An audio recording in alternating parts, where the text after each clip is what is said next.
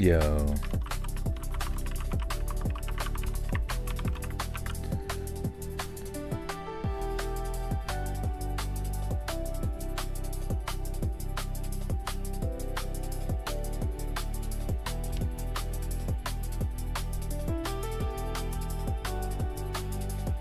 Does that work? Robert Wood. Okay, cool. What's up, dudes? How's it hanging? How's it swanging?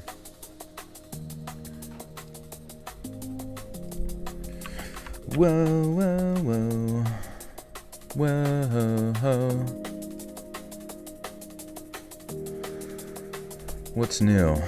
I was just watching Try Guys for the first time. Question my life decision is so much better. What is Try Guys? Is that like the Epic Bros? Have you guys watched the Epic Slow-Mo Bros? It is Wednesday, my dudes. USA are playing now and winning their game. Let's go. USA soccer. 1-0. Absolutely pounding Bosnia. Are they playing on, if they win, do they play on July 4th? Because then I might watch it. You worked out, Narrator. Congratulations. What did you do? What kind of workout? Hope your Wednesday's going well. It was good. It was a good Wednesday. Worked out. Did posterior chain stuff. Feeling pretty good. Oh yeah, it is hot as fuck out. It's literally so hot. Like painfully hot outside. I mean, it's like I kind of like the feeling, but I'm also recognize if I stay out there too long, something bad will happen to me. Wart. Everyone see people freaking out over PlayStation. Oh yeah, I saw PlayStation announce that they were going to stop using physical discs. When is it? Next year? Like the end of like physical disc production begins next year, which is kind of makes sense now why like GTA was just doing like a collector's edition box with the digital code, because they probably, you know, have all the insider news on what's occurring between, you know, businesses and stuff. And honestly, GTA was probably integral in like transitioning the industry over to that. PlayStation has gone full 1984. Full 1982. We've been doing the hose on the trampoline to keep our spirits alive. Oh, that sounds nice. Laughs in California. You're jealous. Well, what is it not boiling hot over in California?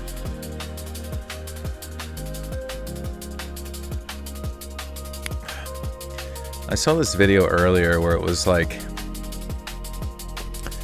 it was the guy who played like Shaggy from the live action Scooby-Doo, and then just like a stereotypical like British white liberal lady, and then it was like you don't even have ice cubes in your martinis, and she's like, well, that's because we have an impending climate crisis in the world or something. It's like, so what, so you can't keep things cool? And I don't even know. It was just like the weirdest logic. It was like putting a fucking ice cube in your martini. One ice cube equals one dead person.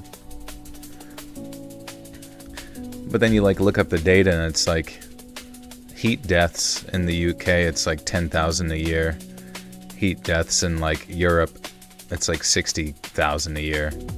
You know, heat related deaths. And I'm like, can we just put a window unit in for some fucking air conditioning, for fuck's sake? Maybe their infrastructure just can't handle that much electricity. I have no idea, but I'm just thinking like a fucking ice cube, you're just gonna sit there and boil yourself?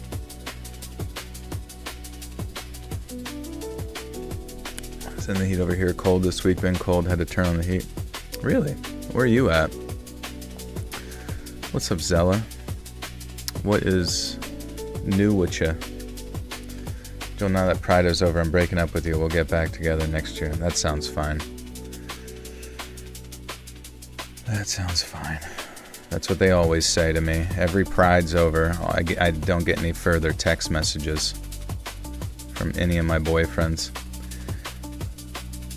Any new Pokemon purchases? I blew $160 on Pokemon Center website yesterday for pitch black packs. It's kind of funny. My local Pokemon shop had Japanese pitch black packs and like a thing, so I was just chilling there with the guys that work there, and I was like, fuck it, dude, I'll take all of them. So there was like 13 packs, and I busted through them, and I got like the Chandelier Pokemon. I don't even know who the fuck that is, but it wasn't Darkrai or anything, or a Golden Darkrai, but I don't know. It does kind of seem like if you get the Japanese ones graded, they seem to go for much more down the line. Old lady me is 54 today. Yikes. I worked hard for Toonami and Adult Swim to become a thing that when I was a youngin'. Wait, what did you do? You worked hard for Toonami and Adult Swim to become a thing when I was a youngin'. Really? What did you do? You worked in like Cartoon Network? I'm confused. Then there are people, but happy birthday. Then there are people in California walk around in the heat with hoodies and short. I mean, I guess they're, yeah. Do you have any 4th of July plans? From nothing really, honestly, at this point. I was asking around. Might go to some, what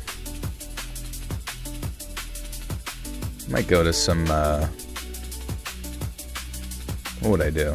I don't know. Go look at some fireworks. Blow my fingers off. Oh, Aeon, you worked for Cartoon Network? What did you do over there? That's awesome.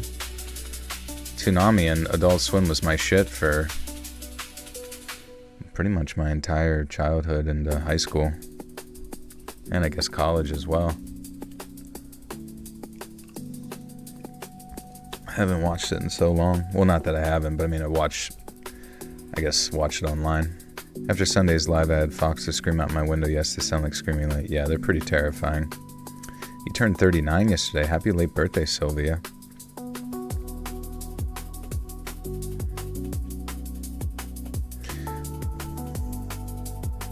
But yeah, we got a good episode tonight, friends. We got, just to clarify, there is a new Saturn Soul true crime video. The insane story of Canada's most prolific serial killer, the Picton Pig Farm. That's over on my channel, Saturn, so I got that pinned there if you want to watch it. Otherwise, we're going to be recording some Appalachian stories. Some of your favorites. Someone last night said of a box of Sky fireworks. Shit. Wait, is Hawk here? Somebody typed Hawk. Wait, do I have... Yeah, I got live chat on. I don't see Hawk anywhere. I see Lynn.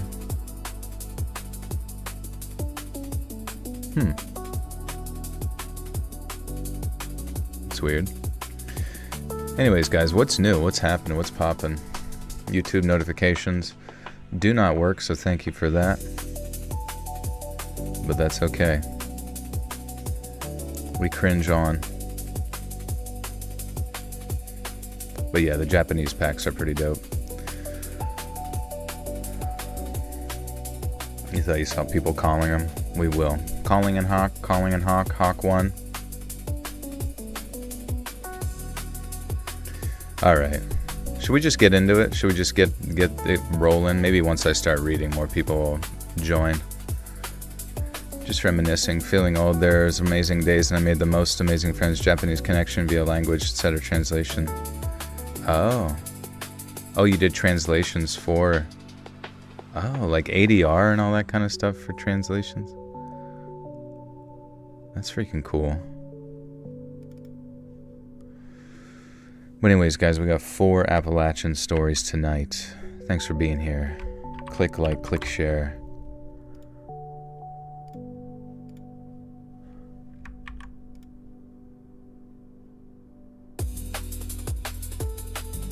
What's new with me? Honestly, nothing much, man. I'm a little bored in my existence, but honestly, I think maybe boring is good.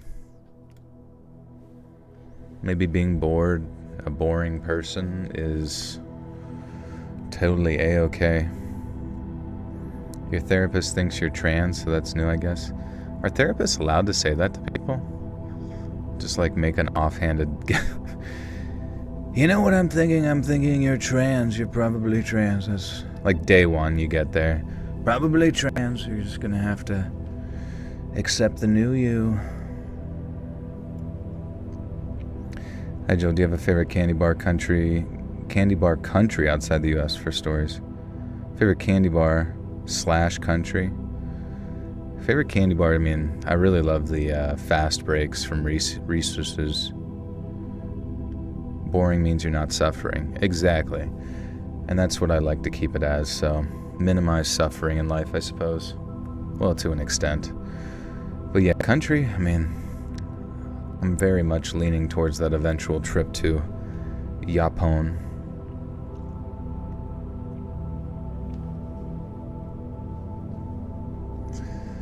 Alright guys. Yeah, we'll keep chatting. I'm just going to be recording.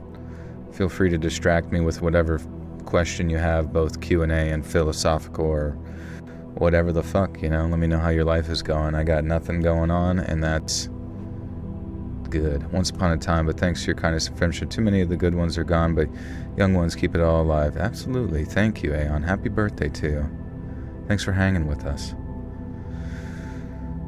My friend brought back Reese's from the UK, and it tastes so much better than the palm oil crap they market here nowadays. Oh, that is kind of crazy. I wish they had. Like, it's so strange. The United States prides itself so much on, like, certain standards, but, like, all of our foods that we consume and the oils that we consume just affect our hormonal system so much.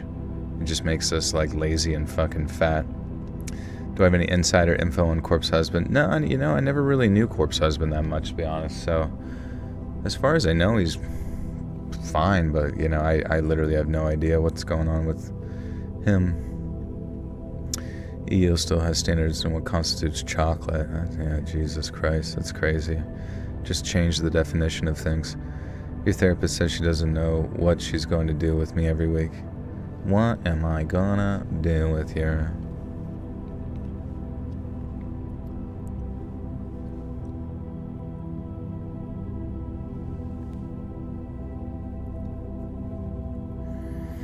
Like how red dye 40 is still illegal. I thought they changed that. Wasn't that one of the things that RFK was talking about, or was that just lip service or whatever? He turned 51 in May. Happy early birthday. I've been on that HGH and BPC for over a month now. I took your advice and do the BPC in the morning. Yeah, it does energize me. Yeah, the reason I said in the morning was just because, like, if you take it too close to night, it will interrupt your sleep and give you bad nightmares. What's up, Troy? I was looking for a story you did once with some moss-covered stones that live in the woods near an oak tree, I'm pretty sure.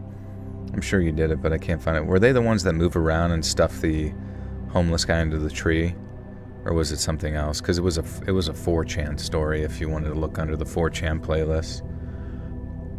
Love from East Tennessee. Tennessee, thank you. What's up, Kathy?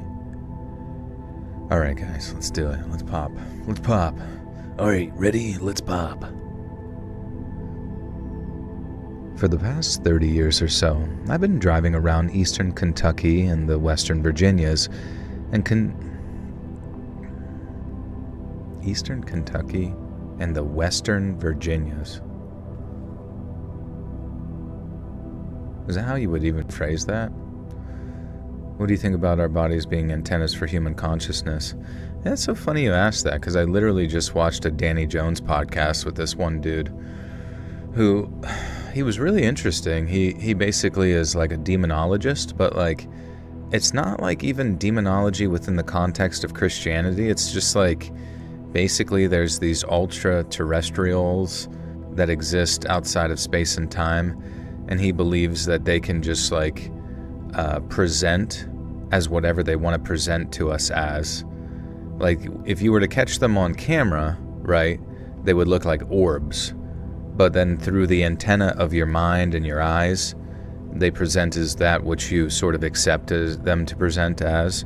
So they can manifest as, ghosts or, demoniac creatures, or they can present as like aliens.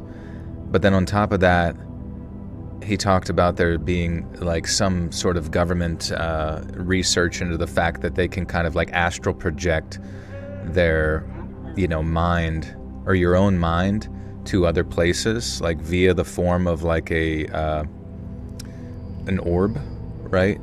But then that orb, based on your intention, you can then convince someone that you are like their loved one, or convince someone that you're a ghosty or whatever.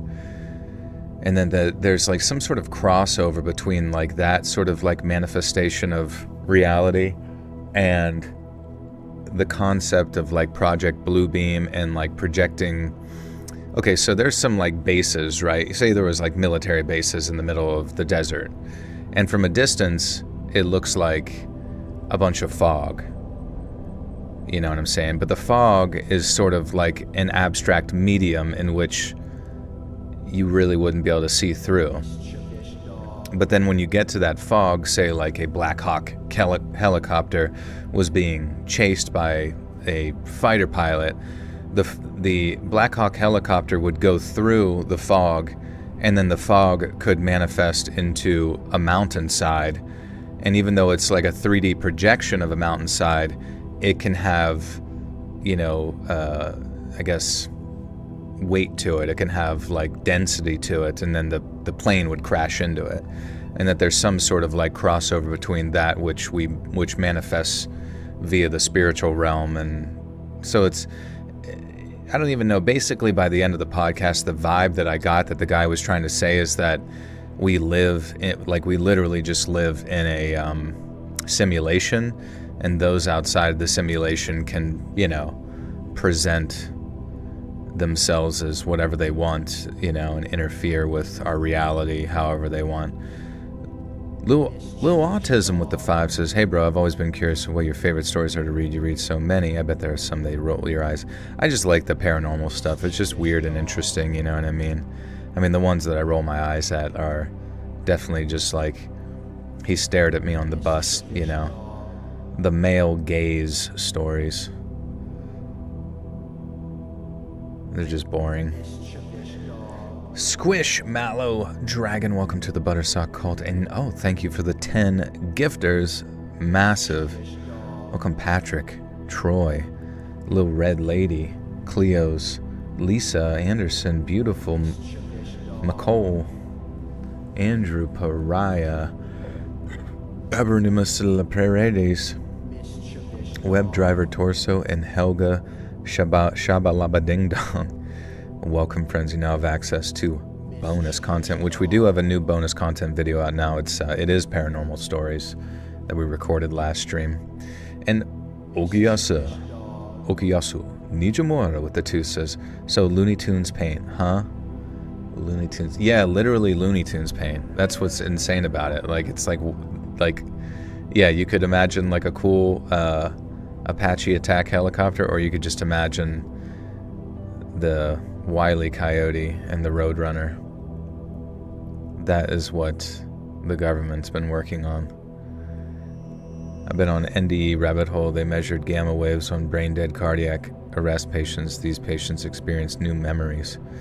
Yeah, they were talking about other stuff where it's like people who have died, and then like somebody else's consciousness, when they resuscitated them, entered that body, and they had all these memories of the previous person's life, and they left their family and went to live with this family that they thought that they belonged to, and had all the memories related to it.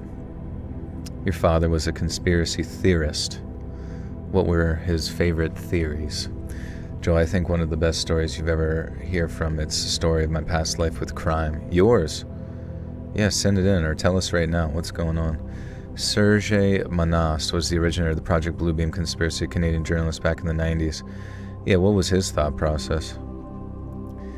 Man, I find the cabin ones or working the night scariest because they seem to be the most likely to happen always.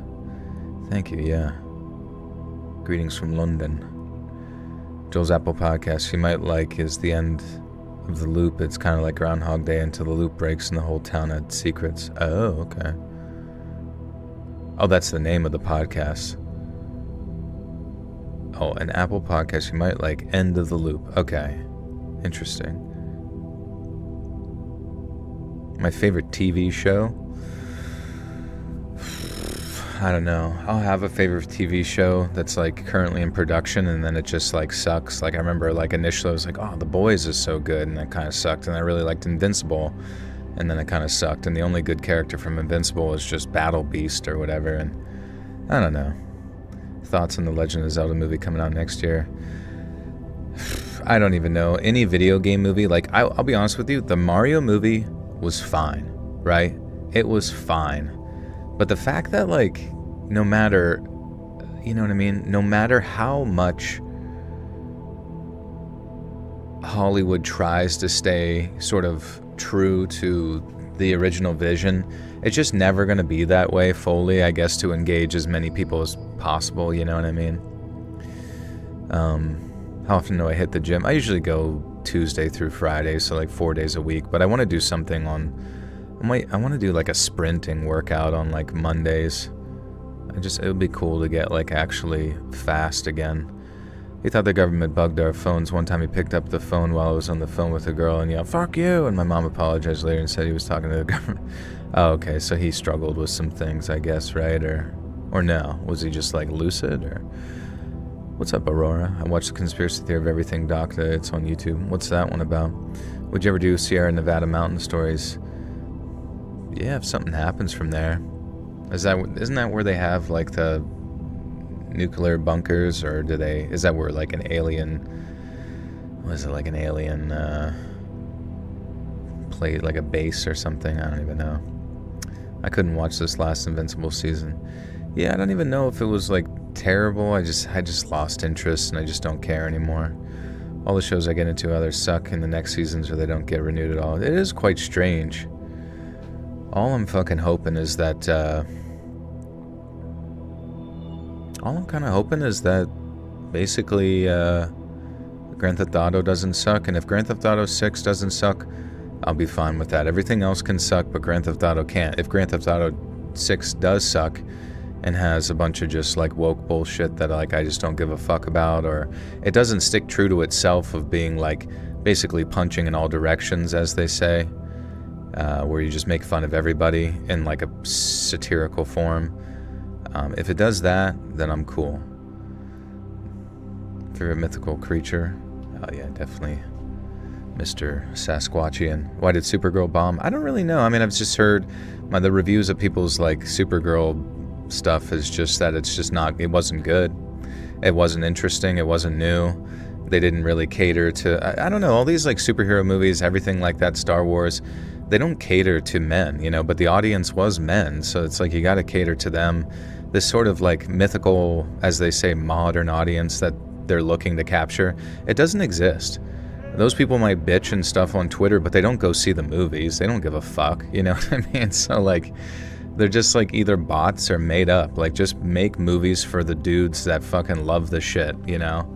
Just write it, let them write it, you know? Let some fucking nerd on Reddit or like some terminally online fucking dork just write your shit.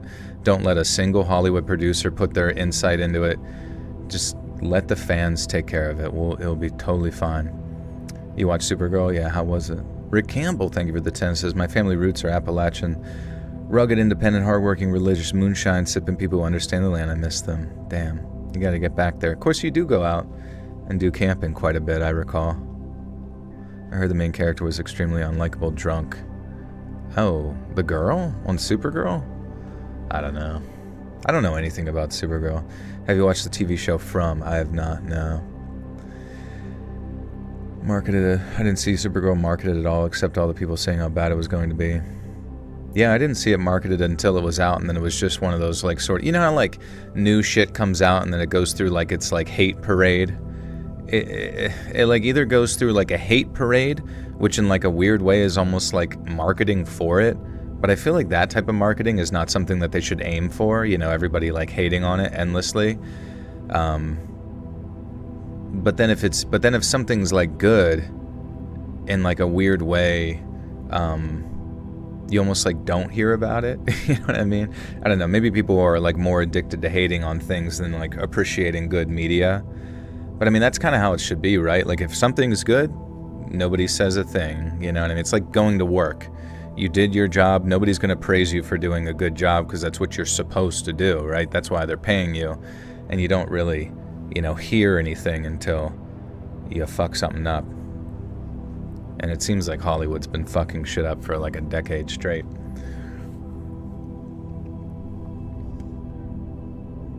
Supergirl's a drunk in the movie. Huh. It's kind of weird. I don't know. I don't know anything about Supergirl, so it's whatever.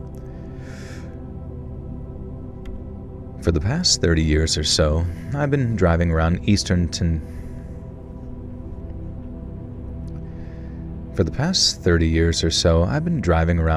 Kentucky and the Western Virginias and conducting interviews with everyday people. The goal is to someday publish a book entitled A Secret History of Appalachia, comprising all the more fascinating but more importantly mysterious stories that I've recorded along the way. I'm talking about the stuff that didn't end up in any newspaper or book, but stayed in the mouths, ears, and minds of people that either experienced them or still tell the tales. People have told me about murders they've seen, or the ones they've claimed to have committed, and I've also heard about daring escapes from abusive marriages, people vanishing in the woods, and more fatal mining accidents than I care to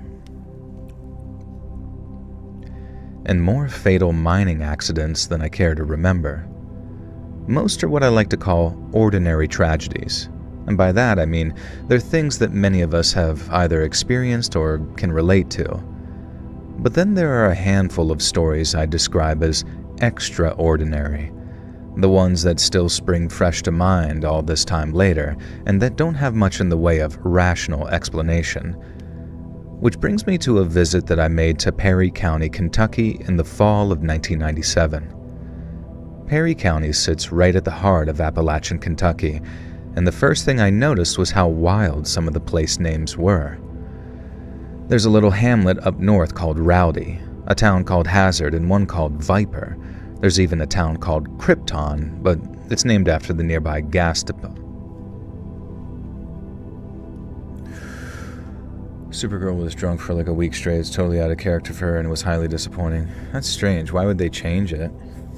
I don't even know what kind of character like she's supposed to be like. I vaguely recall her being nice in the cartoon, but I have no fucking clue. Superhero stuff has just been done to death. Same with zombies. Yeah, I think honestly, the superhero shit's been like way beyond zombies at this point, so I don't know, but at the same time, if you sit there and think about it, Hollywood, as they say, is like 5 years behind on most shit, so I mean, if there's still like a degree of like bullshit scripts that are coming out that nobody gives a fuck about or relates to, it's because it's still like hearkening back to a time in which like a lot of that stuff was just kind of forced down your throats, and I don't know if it'll ever change, to be honest with you. I mean, we live in the modern era, and being disappointed in media, for me at least, and for many people, I imagine, is just kind of like part of the routine anymore. It's like weird, like finding anything like even remotely decent is like a fucking finding a diamond in a big pile of poop. How did you get into reading stories? Did you always do it, or was it a new start for YouTube? Yeah, it was just kind of a random thing I tried for YouTube to try to make it happen, and then it worked out. My character could also be chalked up to, or her character could be chalked up to being super drunk for 2 weeks straight, whereas, oh, your movie, yeah. Just respect each other and quit complaining about your superhero movie. Me, or who? I don't even know who you're talking about. Almost going 20 years with superhero movies, they don't get better. I feel like the CG acting and story is the same old wash machine. Yeah, I mean, like, unless you really appeal to a really hyper-specific, successful comic series or manga or something, like, you're just not going to get anything great. Oh yeah, happy birthday, Jen. A lot of birthdays today. You don't have to watch anything at all. That's like totally true. You don't even have to look. What you could do every day is just wake up and keep your eyes closed and your ears smushed and your mouth covered and just exist in a state of sensory deprivation. There's even a town called Krypton, but it's named after the nearby gas deposits, not Superman. But it was while walking down Baker Street in a little place called Combs that an old man sitting on his red-painted porch croaked up, "You lost." When I told him I was right where I wanted to be, he gave me a confused look and asked, "What's that supposed to mean?" I explained the whole reason I traveled to places like Combs was to talk to people like him, and then I told him about the book and all of that, and his eldest son walked out onto the porch to join us. When I gave the son the Cliff Notes version, he pointed to his paw and told me that he had enough stories to fill a book and then some. Because the old man Damn.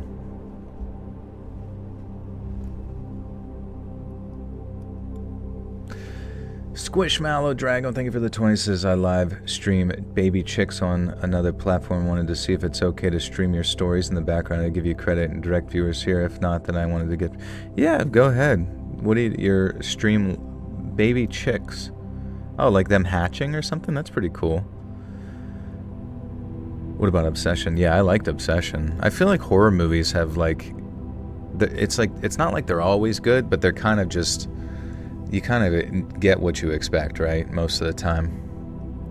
Is that how you interpret that? That's a little weird. Wait, what did you say again? You don't have to watch anything at all. I don't really know what I was supposed to interpret from that, honestly. I'm so glad it worked out. Generally the best reader on this. I appreciate you always putting... Oh, thank you. Appreciate you. I really enjoyed Obsession. Felt really weird after I watched it, which is the best feeling after creeping. Yeah, I mean, the whole, like, the movie maintained a degree of discomfort throughout the entirety of it, which is something I'd not felt in a while, for sure. Just morons who complain endlessly about their culture war crap. Yeah, I mean, it does get very tiring, though, for sure. You know what I mean? Like, because... I mean, I know plenty of people, like, because, I mean, obviously, right, it's like everybody says it's like right versus left, but I know plenty of people, like, within the realm of left-leaning, you know, politics who just don't give a fuck anymore about shit being forced down their throat, you know what I mean? Like, PC politics being, you know, implanted and injected into every form of media. Just stuff that's, like, inoffensive, boring, lame. Like, that's not fucking art, dude. That is not art. Art is supposed to make you feel something, you know what I mean? Take you somewhere. And if it starts to just become like this homogenous pile of like gray slop, you know what I mean? That you just, you know, that thinks itself is like edgy. It just doesn't, it ends up appealing to nobody by the end of the process, you know? You're not accomplishing anything. Horror movies seem to just be jump scares, and gore obsessions seem to be straight awkward, which was a great it was a nice change. Yeah, there was just tension for sure. And then the parts where you thought there were going to be jump scares, it kind of like wasn't quite, you know what I mean? I've been dreaming like crazy. I'm blaming your podcast. I literally woke up talking out loud in response to what's going on in the dream. What are you doing to me, Joel? Lulling you into beautiful nightmares.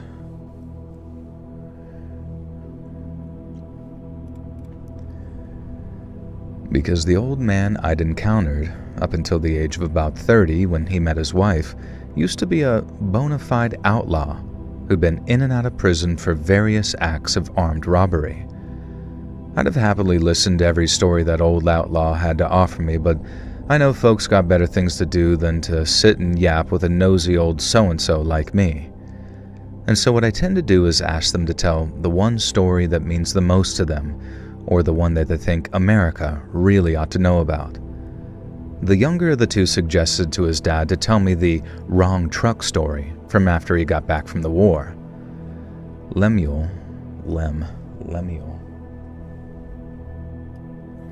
Art should inspire. I mean, art can do all sorts of stuff, right? But definitively right now, I feel like a lot of films in the modern sense don't like leave nothing inspired. I haven't felt anything in like Hollywood really for a long time. Same with like TV shows. It's just like such a rarity that you kind of have to like go backwards in like media to really understand. A Dark Song is a horror movie that doesn't rely on jump scares, but it's a slow burner inspired by Abram Mellon working. That's cool. Yeah, I saw an advertisement earlier for Werwolf, which is Robert Egg's werewolf movie, so I'm pretty excited for that one. Compared to Troy the Odyssey. Is that out yet? I like heard a bunch of crap about it, and then did it come out? Did it release? Let's see. Is it July 17th? Oh, okay. Yeah, I don't really know what to... I mean, maybe it'll be good. Maybe it'll be good. Hollywood's all about the shareholders. It's gone so far away from art. I mean, that makes sense. It's just strange. Like, what is their hope whenever they're... Like, because if you have flop after flop after flop after flop, right? Where it seems like nothing within Hollywood is, like, sacred anymore. Nobody's camping out for a Star Wars movie. They don't even, like... What was the last Star Wars thing? Like, Bing Bong and Grogu? Like, the fuck? It's like, I don't know. There's just nothing left. They've sabotaged it all. And I don't know, maybe that's the whole point. To, like, deconstruct the cultural foundations of our entertainment value. Because, I mean, if there's someone that you can even, like, remotely look up to or relate to, it seems like it's been taken and just sort of, like, set on fire. Which is fine. But, because, I mean, there's so many other places to find inspiration in life, and maybe it's good to just not look up to anything within the realm of Hollywood anymore. You can look to independent creation, you can look to books, you can write your own stuff, you can look inwardly at yourself and find inspiration from your own person. I'm so hyped for Werewolf. It got kick-ass in it and looks really creepy as hell. I prefer creepy over straight jump scares. Same, yeah, I like atmospheric horror. Like, I loved Nosferatu. That was really good, I thought. Like, it's shit that just, like, takes itself seriously. I'm so sick of horror movies that always have, like, some tongue-in-cheek, like, bullshit joke to it, you know what I mean? Wish me luck on Friday and Saturday. Just started a kitchen job. It's going to be 94 outside. Oh, fuck, yeah. Hopefully they have some fans blowing or AC or something. Marlene Hugo, welcome to the Buttersalt Cult. You now have access to bonus content. And they went PC on casting How Long Troy did for the Odyssey. Check out her... who plays her and yeah, I mean, I don't know. I mean, I can see where they're coming from, where they're like, it's their interpretation of like a what do you call it? A myth, a story. So it's kind of like in their mind, they can just like put whatever. And I will leave it up to when it comes out on whether or not it's good or not. But it's not like I'm stoked about the movie. I just, but that's the thing, is like when you just don't give a damn, you're not going to go see it, and it's not going to make any money, and it's not going to, I don't know, is that just going to be the end for Christopher Nolan then, if he just like makes a flop? Because sometimes that's how it goes in Hollywood. People hate you the next, love you one day, hate you the next, and that's fucking it. Every Hollywood movie release says yeah, I don't know, man. I mean, at the end of the day, it's like, I don't care really about any of it if the movie's good.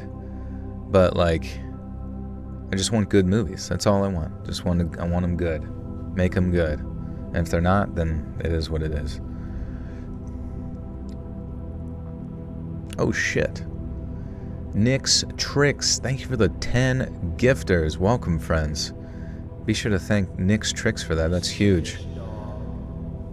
What's my avatar reading in the magazine? I actually have no idea. You might have to, like, screenshot and zoom in, because I literally can't make it out. Robin probably hid an Easter egg in there somewhere. But Nick's Tricks, thank you again. Guys, you now have access to bonus content. Go check it out. We got new paranormal stories over there. I wore really big heels on Sunday, and now my little toes are numb, and I'm worried the feeling will come back. Oh, damn. Maybe you can, like, do some hydrotherapy to get the blood flowing down there. A little bit of warm water, a little bit of cold, a little bit of warm, and massage it till the blood flow starts to come back. I helped my like buddy's dad move like this huge, like it must have been like 300 fucking pound, awkwardly shaped like fountain, like decorative fountain in his yard. Nobody else to fucking help him. And I swear to God, my like finger on the tip of my right hand, my middle finger is like still numb. I don't even know what happened. Joey, noticed the hypno in your recent video. You into Pokemon? Oh, I fucking love Pokemon, bro. And I feel like I have like there's like a gif I saw of that hypno where it's like doing that like, hypnotizing thing, and it just says like twerk under it, which is pretty funny. But dude, hypno is such a slept on Pokemon, is it not? Hypno's, like, just general design and the darkness behind him, I don't know. I feel like I think he needs his own chase card at some point. We'll be doing scary summertime stories for this year. Yeah, should be having road trip stuff and summer camp related stuff here soon. I've gotten to the point in life where Studio Ghibli movies hit at a deeper level. Yeah, Studio Ghibli. I love that every time I hear, like, friends, kids, you know what I mean, are, like, getting into that just, like, so early. Because, I mean, at this point, they are, like, Studio Ghibli is, like, modern Disney, you know? But, like, well and far beyond, you know? Hypno is terrifying. He is kind of, yeah.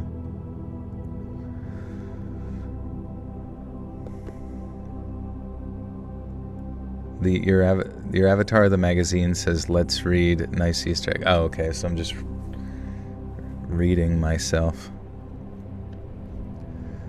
How do you say this? Lemuel. Sorry, I gotta see how to say this guy's name real quick. Lemuel. Oh, it's not even like a name.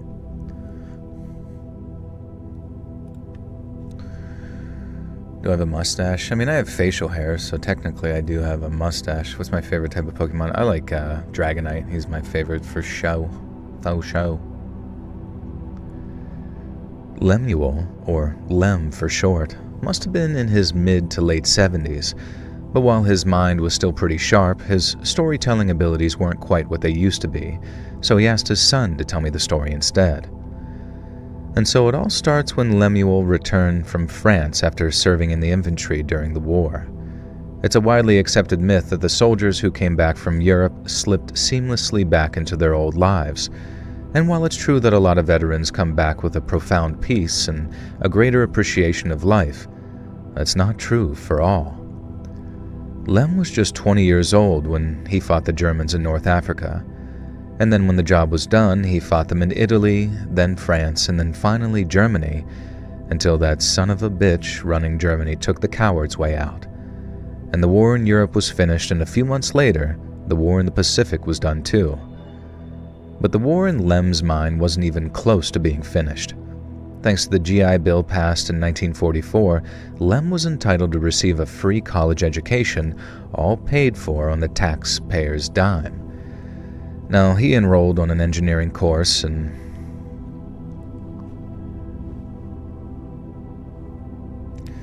Joel, you told me to become a model A-Run 2. A model A-Run 2. What's that? A model A-Run. Any interesting scary stories of my own? Thankfully, no. I mean, I don't know. Nothing really to report, to be honest with you. My beard is the echo stop. Yeah, it's... People ask me, do you treat your space? It's like, yes, I have facial hair. It mitigates all bass. 7-foot beard that softens his voice. No mustache, though. You're right, yeah.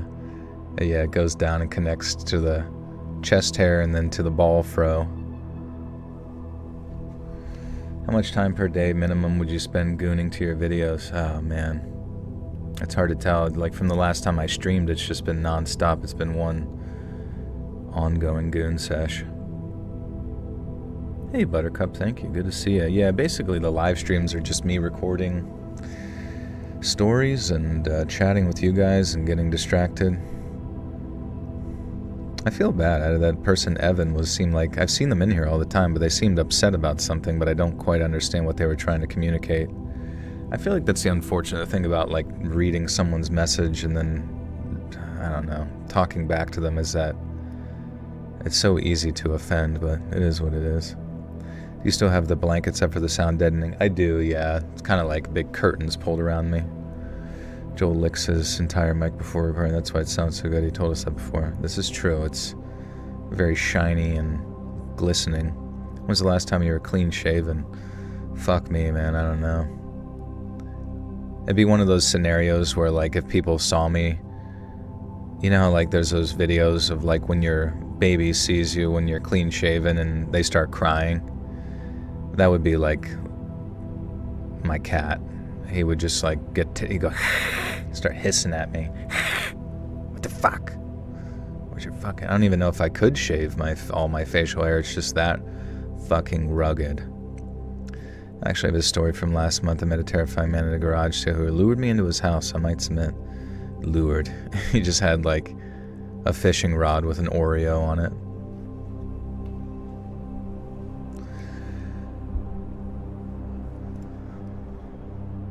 I was shaking and crying after not to get too heavy. It's just crazy. Really? What the fuck happened? I mean, I know you guys kind of want to save your stories for the submissions. Let's read submissions at gmail.com, but please do tell us in chat. Even if it's just like a quick synopsis. He enrolled in an engineering.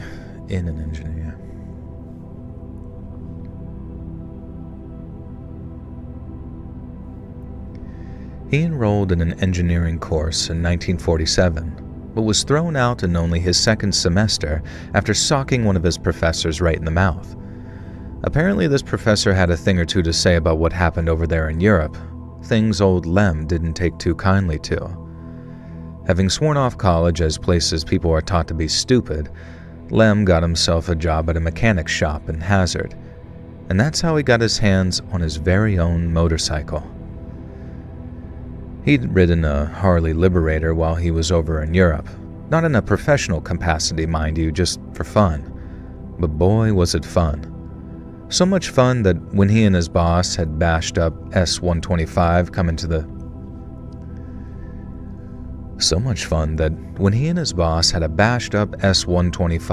the shop, Lem didn't offer to fix it. He straight up offered to buy it. And that's how by the summer of 1949, Lem had joined a motorcycle club based down in Harlan. And while that didn't... I was just saying the media has lost its art. We agree. It just seems like it all makes you mad. Oh, yeah, you know, I guess it's not that I'm like super mad. I'm just like disappointed because how? How did it happen? Right? How did so much of Hollywood and, you know, media and just everything kind of get like this really, really boring, homogenous, PC culture to it, where not a single thing can be said to offend, not a single thing can be said to shed light on something, you know, external from what's permitted. It needs to be like, there needs to be healthy and open-ended viewpoints, even if it's stupid as shit, you know what I mean? Like, if you didn't have that freedom, you wouldn't have Grand Theft Auto, you wouldn't have South Park and Family Guy and all of the shows prior to 2015, you know what I'm saying? I know that sounds kind of like you're beating a dead horse at this point, bitching about all this stuff, but it's just like, it makes me mad because it makes me worried. It makes me worried that we're never going to get back to like just something that feels cathartically enjoyable, feels authentic, feels like it's real. It all is just going to feel like just forced gobbledygook, you know what I mean? Bet Joel could have Pradeep lick a microphone for 8 hours and be the top ASMR YouTuber. That's true. That's the next video idea. I hate the thought of the idea well being empty, but I think it might be the case. I hate the thought of the idea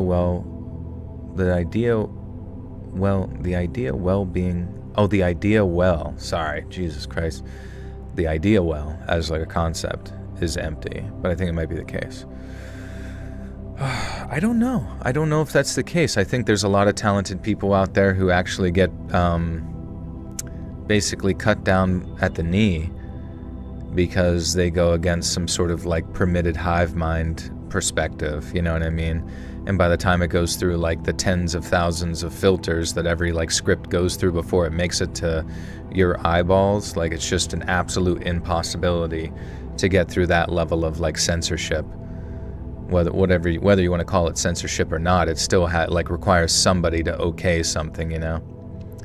The demoralizing of America is almost complete. I mean, that's true. I mean, I'm pretty fucking demoralized when it comes to entertainment, but I'm also kind of moralized in the sense that, you know, more and more people are basically willing to go independent and not give a hoot about any of it. Because, I mean, there was, you know, the bread and circus aspects of, like, Hollywood.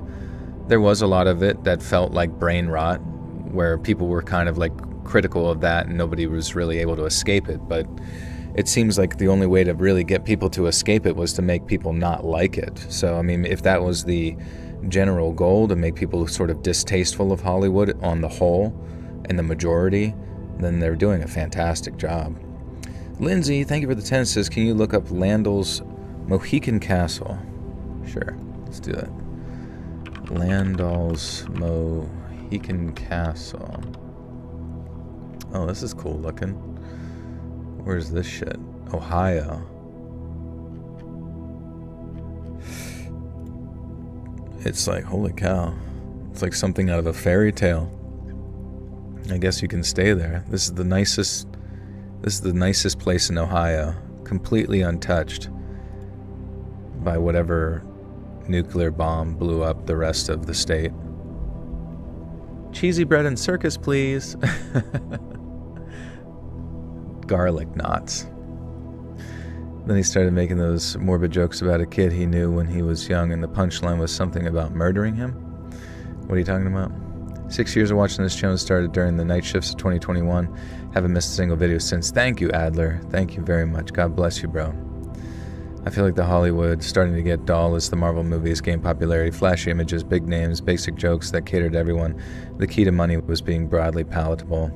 I guess, but I mean, like, at least those were legitimate criticisms, but it was like once they started sort of injecting their own sort of like personal politics and PC culture into everything, I think that's where it just became like insufferable.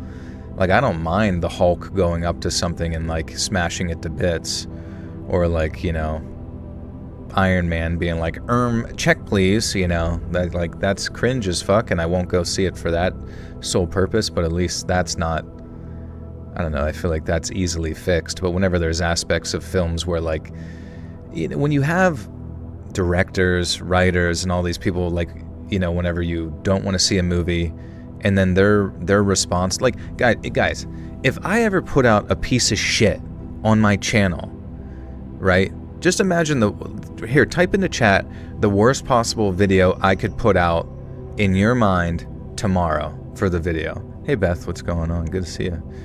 Think about the worst possible video idea I could ever put out on my channel. Let's see what you guys come up with.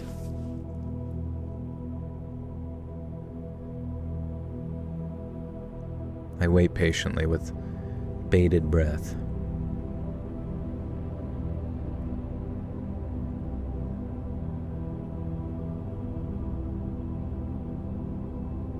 Oh, Illusion, what's going on?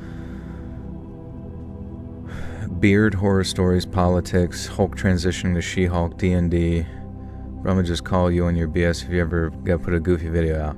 Creepypastas are fun. Okay, you get the idea. AI-generated slop stories. There you go. Yeah, something of that nature. Like, if I put out something, manosphere dating advice. Exactly. That's the next video, guys. I'm gonna teach you guys how to hypergamously level the fuck up. Okay, anyways, the point is that if I put out some shit that you hated, I would never then in my next video or my, you know, community tab or whatever other form of social media be like, if you don't like it, then fuck off, and a picture of me. That's my face reveal, me giving you guys the middle finger. You know what I mean? That's how you fucking destroy the platform that you've made. That's how you fucking destroy any sort of like consumer trust you've built over the period of whatever time and what they anticipate and expect, etc., etc. Now, slam poetry, we might have to give that a whirl. But the point is that that's what, like, why does Hollywood do that? Like, why whenever something is dog shit, instead of being like, oh fuck, what did we do? You know, and then self-reflecting, going back to the drawing board and adjusting to what their demographic actually wants, do they just say like, if you don't like it, fuck you? Like, what the fuck is that? And they just do that over and over and over again. It's like, is that what they're trained to say? Like, that's so fucking weird, man. But yeah, anyway, slam poetry. Woke slam poetry is the next video, guys. Get ready. Have you seen the Aviator movie? Oh, it's been forever, bro. Look at where the money comes from. Well, I've had my conspiracy theory for years was always the ESG stuff, right? The what was it?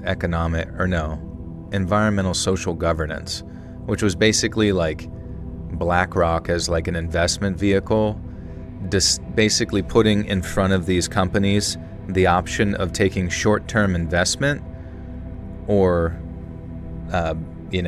or they basically would like remove their money. BlackRock would remove their money from their stock within the Dow or whatever you want to call it, like the stock market, and then that would like tank them, because most of if you look at like BlackRock, it seems like they own at least like 1/3 of almost every major corporation's dollary dues, right? Or their stocks and their all that. And so you're put in this weird sort of like rock and a hard place where you basically have to decide, do I follow the social credit score of what a bank wants me to like put out to then get short-term investment from them, which could be a lot of money, which ends up tanking your trust with your consumer?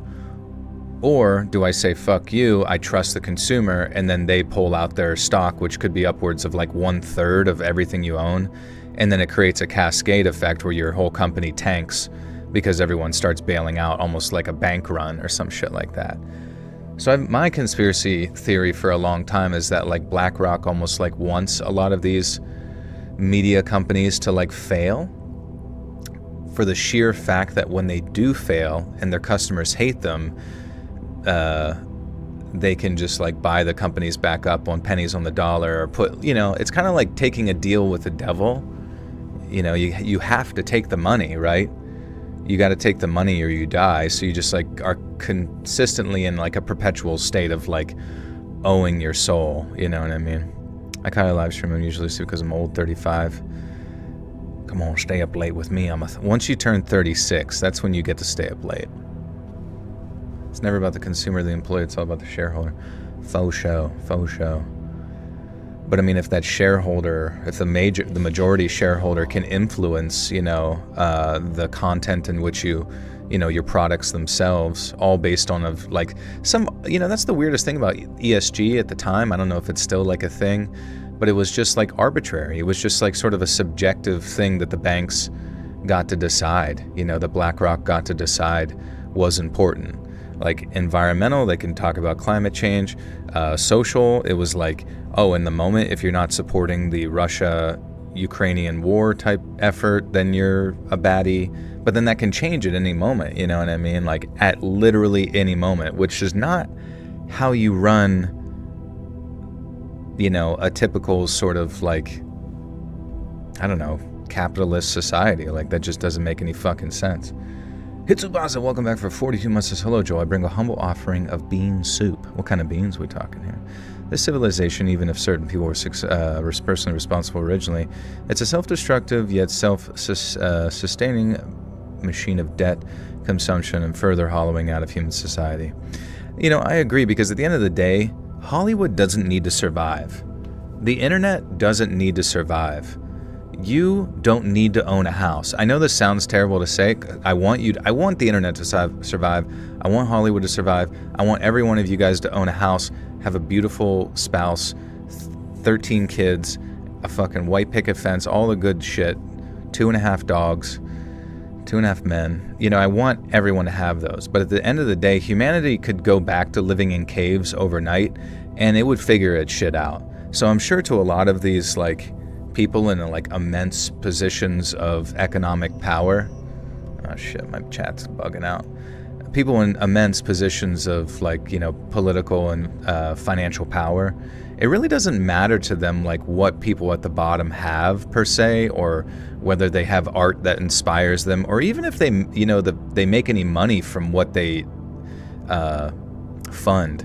Because at the end of the day, the only thing that probably matters to them is to consolidate as much of the resources as possible. And sometimes that's best done through, like someone said earlier, the demoralization of the society.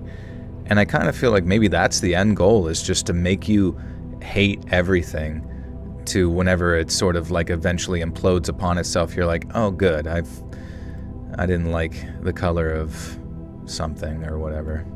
The Amish are doing great. Yeah, they could use a shower or two, but they're doing good.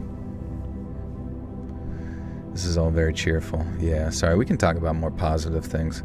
I own a house, but I feel stuck. I don't want to anymore. You don't want to own a house anymore? You could sell it, but then you'll have to pay, capital gains? You'll have to pay taxes on if you don't transfer it to another property. Are you worried about El Nino 2026? Yeah, I'm worried. Can you speak on demand? Roof, roof, roof.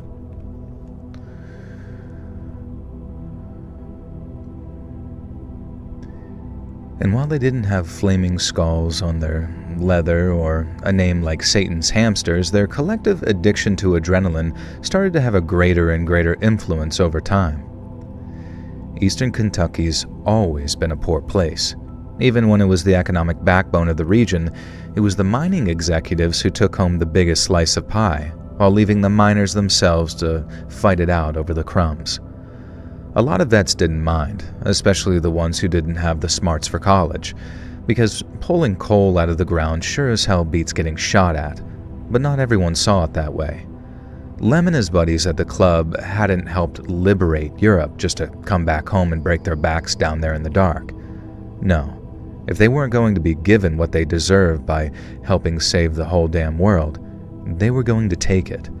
At least that's what they told themselves, so they could go back to doing not so much what they wanted, but were conditioned to do: find the enemy and defeat them. And to me, the group's attitude is best summed up by their leader, a man by the name of Johnny Gordon. According to Lem, Johnny was the great-great-great-great-grandson of his namesake John Gordon, who was simultaneously of his namesake. What's a namesake?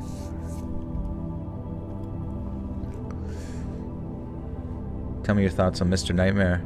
Mr. Nightmare was an inspiration for the channel. I mean, clearly it was a creative direction that he went in for his channel that started a trend. I would say Mr. Nightmare was a trend setter at the time in 2016 or whenever it was that he started the True Scary Stories sort of Reddit trend, you know what I mean?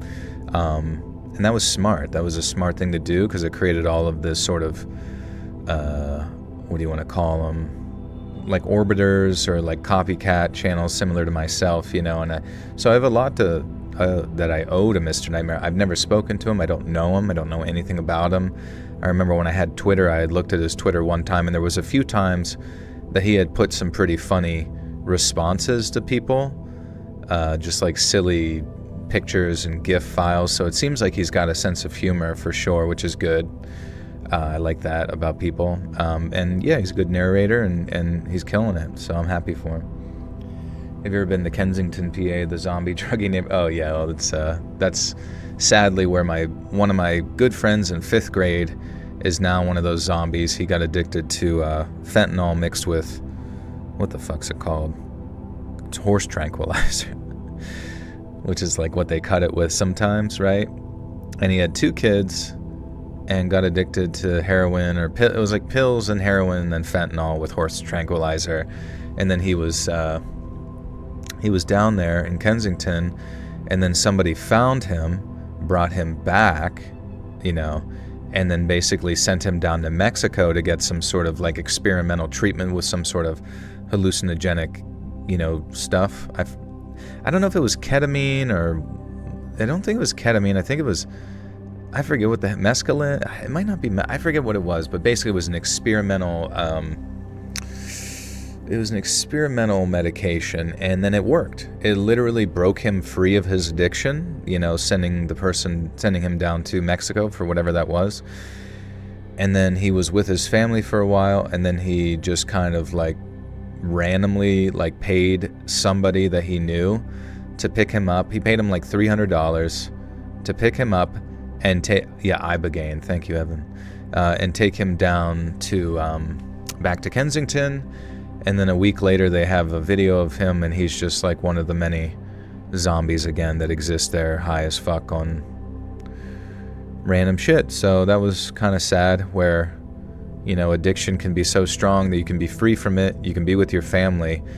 Who knows? Maybe his kids were his wife and kids were just so fucking annoying. He's like, I'd rather be a zombie on the streets of Philadelphia than ever deal with this shit again. No, I'm just kidding. It's sad, but the trank is so brutal. My arm is still a quarter chewed through, and I don't even miss it. Oh, were you addicted to trank? Have you listened to Dr. Whisper? He has some pretty good military versus... Oh, I've never heard of him. No, that's cool. Yeah, unfortunate reality we live in. Guys, don't do drugs if you can. Just don't do any at all. Just live a sober life and scroll on your phone or something. Hey, glad I could catch the live. Send my love and good energy. Hey, thank you, Rico. Good to see you, dude.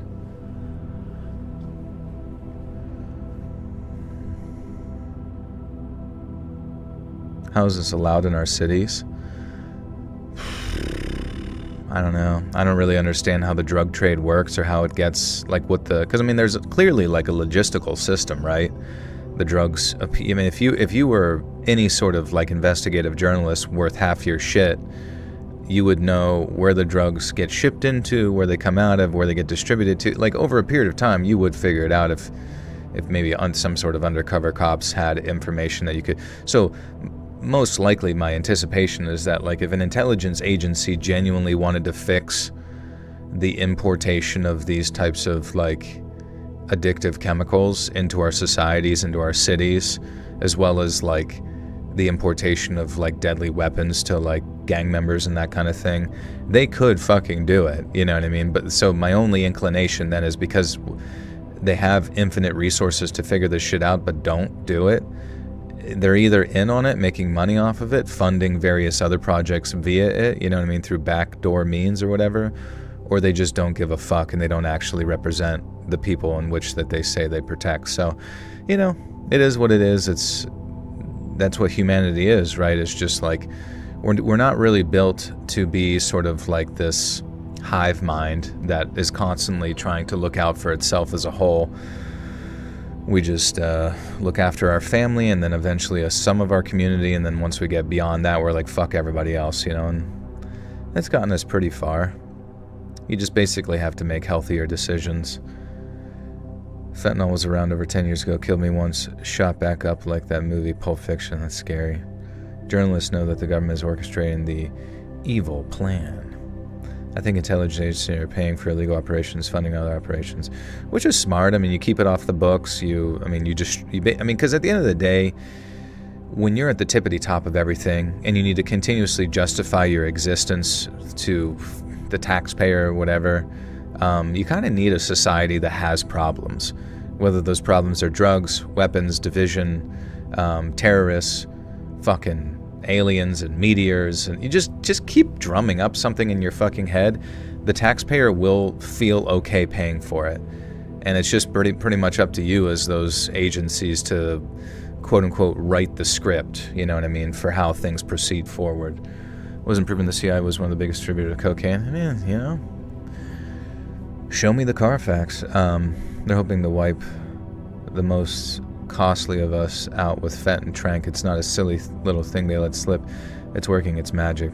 Okay, so you're thinking that, like, the fent and getting those people addicted is almost like trying to weed out certain individuals that are prone to addiction or whatever.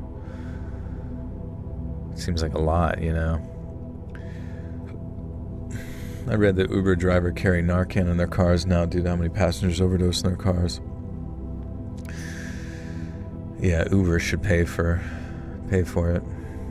I thought methadone was safer than Suboxone because methadone has been around for decades. I mean, it's all just like a continuously addictive process. I mean, unfortunately, my sibling who is addicted to opiates, like, he still needs to have, what's that shit you get at the fucking gas station? The powder, right? I don't even remember what it is, but it's basically like a lower form of opiate. But he needs like a bag of that in his car at all times, otherwise he gets the fucking shiggity shakes. Heroin addicts would live forever. Even 3 decades ago, heroin doesn't exist anymore. That's a final solution for them in the plain text. I mean, it makes sense actually. Kratom. Yeah, Kratom. He always has some Kratom on him. Sad world. Don't do drugs. According to Lem, Johnny was the great-great-great-great-grandson of his namesake John Gordon, who was simultaneously a pioneer, planter, trader, and soldier. And it wasn't hard to believe that Johnny had the same blood in him. He was the president of the motorcycle club, a full-time engine mechanic, and a fine banjo player. Not to mention an excellent brewer of homemade wine who knew how to grow, harvest, and process his own tobacco. But back during the war, Johnny had fought the Japanese in the Pacific, not as a regular soldier, but as a Marine raider. The rest of the boys would go from island to island, storming beaches, capturing airfields, and clearing the Japanese out of their bunkers. But Johnny and his boys had a very difficult job. Before the main body of troops invaded an island, the Marines would send in the raiders at night to cause chaos and inflict casualties. And while the regular guys fought with discipline, obeying the laws of war and following a strict chain of command, the raiders fought like savages. They slipped into Japanese encampments late at night, cutting sentries' throats before tossing whole bundles of hand grenades into the places they slept. Two of their favorite things were killing officers and blowing up big guns. But the thing they loved the most was taking scalps. I don't mean literally, of course. They would have gotten them into scalpies.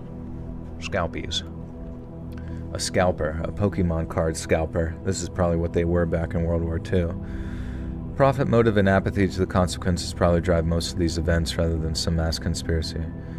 Profit drive and apathy to consequences. Well, the profit motive and apathy is an analysis of human nature, but imagine if you were a system science person and you wanted to commit an action, you wanted to put something into motion.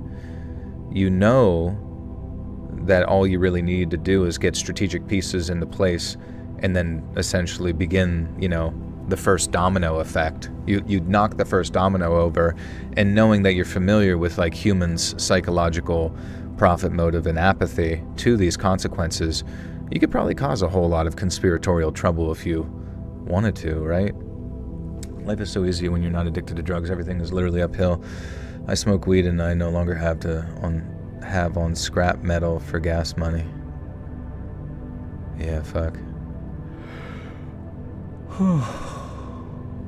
Who's ready for July 4th? Guys, be careful if you light fireworks and shit like that. I've seen people who much more effectively light fireworks with a lit cigarette, if that makes sense, because they're not sitting there holding a flame kind of near a really short fuse that could potentially cause, the firework itself to explode near their hand. So if you do light those things, maybe use a lit cigarette. Doesn't mean you have to smoke the cigarette, but it's sort of a smoldering degree of heat that, isn't going to be causing the fireworks to just fucking blow up. Never assigned to malice that which can be explained by incompetence. Well, that's the thing is, you can have malice at the top, right?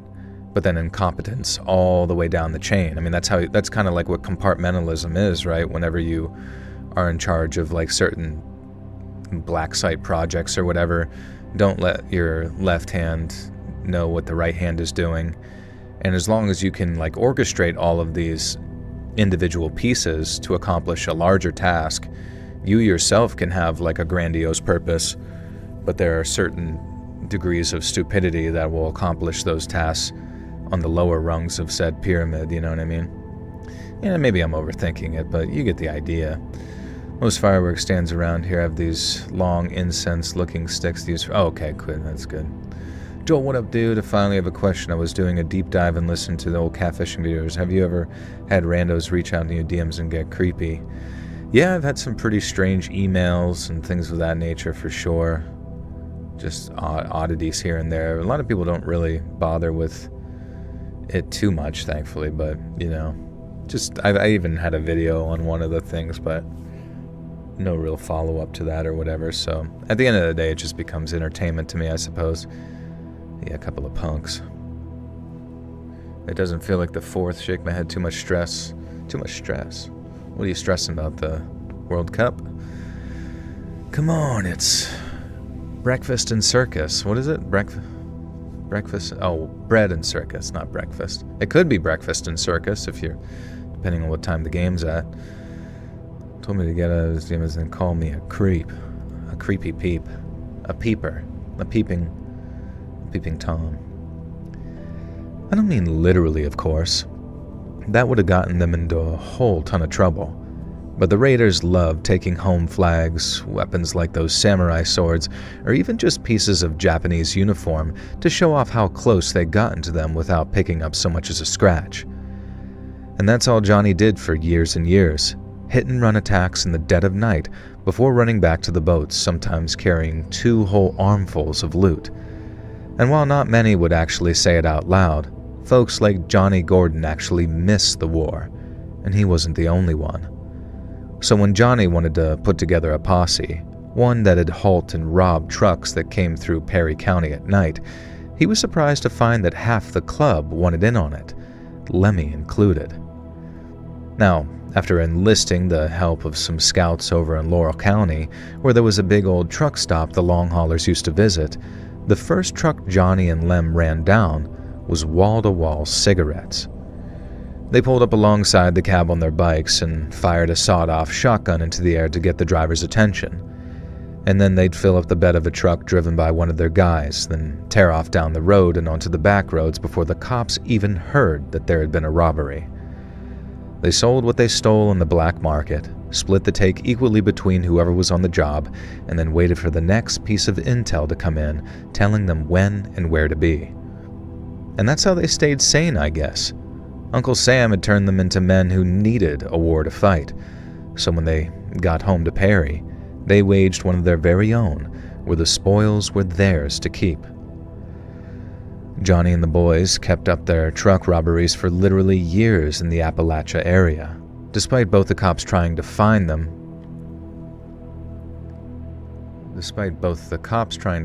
and... Do I brew up a hot pot of meat sauce or go for a second cigarette? I'm so lost in myself. Meat sauce sounds kind of nice. You're very late. No worries, Sue. How did the U.S. do? USA soccer? 2-0. And the game is done. Let's go, baby. Next USA soccer game will be... July 6th. Oh, damn it. I was really hoping to be on July 4th, dude. The bars would go fucking insane with a USA game playing, but 'tis what it is. I even got a gym membership to Joel's gym, Heavy Load Gym. It's called Guy Heaven. Guy Heaven. Dudes only. Sorry, babes. Can people send you videos in your emails? I think so. It might pop up as like a... I don't even know.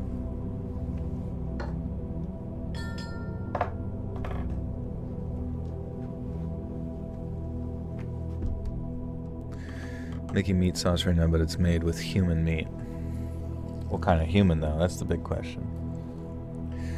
Let's read live. Got me through the work night to win. Keep up the great job. Thank you, friend. Good to see you. Oh, what's up, Chuck? How you doing, buddy? Let's hear your best Appalachian accent. Yeah, but I see how the fucking now gonna goddamn blow shit in town. I'm good goddamn for trying my best. Yeah, but I just know what Daddy said. Ba-dooey, ba-ding.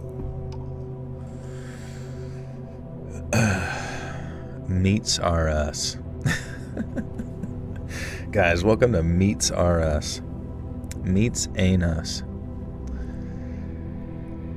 Johnny and the boys kept up their truck robberies for literally years in the Appalachian area, despite both the cops trying to find them and the truck companies trying to avoid them. And it was all because of what Johnny learned in the Raiders. They'd strike in seemingly random places so they weren't at all predictable.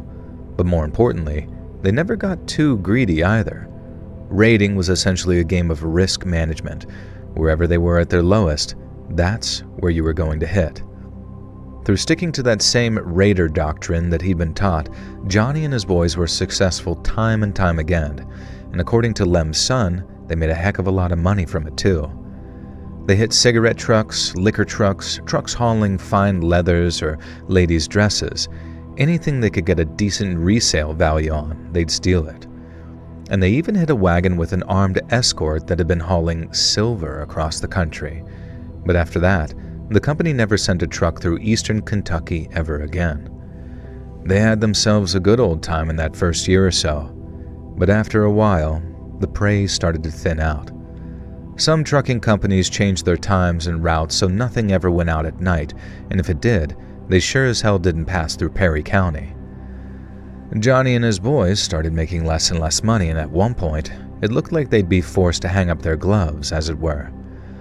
But then came the call that changed everything for them, when the scouts over in Laurel heard a rumor about a heavily guarded convoy that was set to pass through Perry County that night. The scouts said that the convoy consisted of 3 vehicles. One vehicle was coming up the rear with its passengers openly carrying shotguns, followed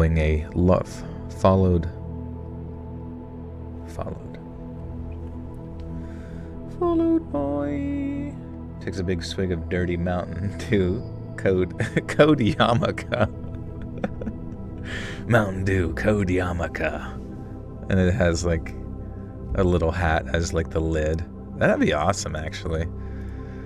One vehicle coming near the rear with its passengers openly carrying shotguns, probably followed by a large truck. So clumsy.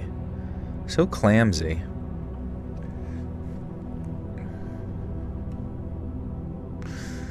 The bugs are attacking me. What you need is one of those jelly boys or honey boys. It's basically a small boy that sits next to you while you do whatever task you need to do outside, and they're just completely covered in jam or honey, and then all the flies will be attracted to that guy, and you can go about your day. So what are you making for 4th of July? What am I making? Just one big motherfucking hot dog. It's gonna be good. I hope we can fit it all in my mouth. You just took 2 grams of creatine? 2 grams. 2 grams. I feel like, don't you need 5 grams? 5 to 10 grams a day, if not more? What are the most popular ways to celebrate the 4th of July? Australia here, generally curious. Basically just have like a cookout. Shrimp on the barbie. We wrestle with alligators and kangaroos. No, yeah, we just have a cookout, right? And then people light fireworks, and then at nighttime there will be, like, depending on where you're at, you'll have like a coordinated fireworks show, because obviously it looks cooler at nighttime, blowing shit up. Many people will lose their fingers, as is tradition. A friend of mine who worked in like the emergency department said that one year he took care of someone who, like, a guy who lost his fingers from, like a firework exploding in his hand. And then he came back a few years later and lost fingers in the other fucking hand. And I was just thinking, like, how much of a fucking idiot you must feel like to lose literally fingers in both hands. I got hit by a firework on the 4th once in a room, my favorite top at the time. Damn, that sucks. Hot dogs, hamburgers, maybe a parade in town. Yeah, that kind of stuff, different events. Just silly bullshit, you know what I mean? There's a lot of, like, just... You know what I mean? Like, just retarded patriotic pride where you just, like, like 100% chance there's going to be the South Park, Team America, fuck yeah, like that music playing and like that level of just stupid patriotism, which is fun, It's fun to have.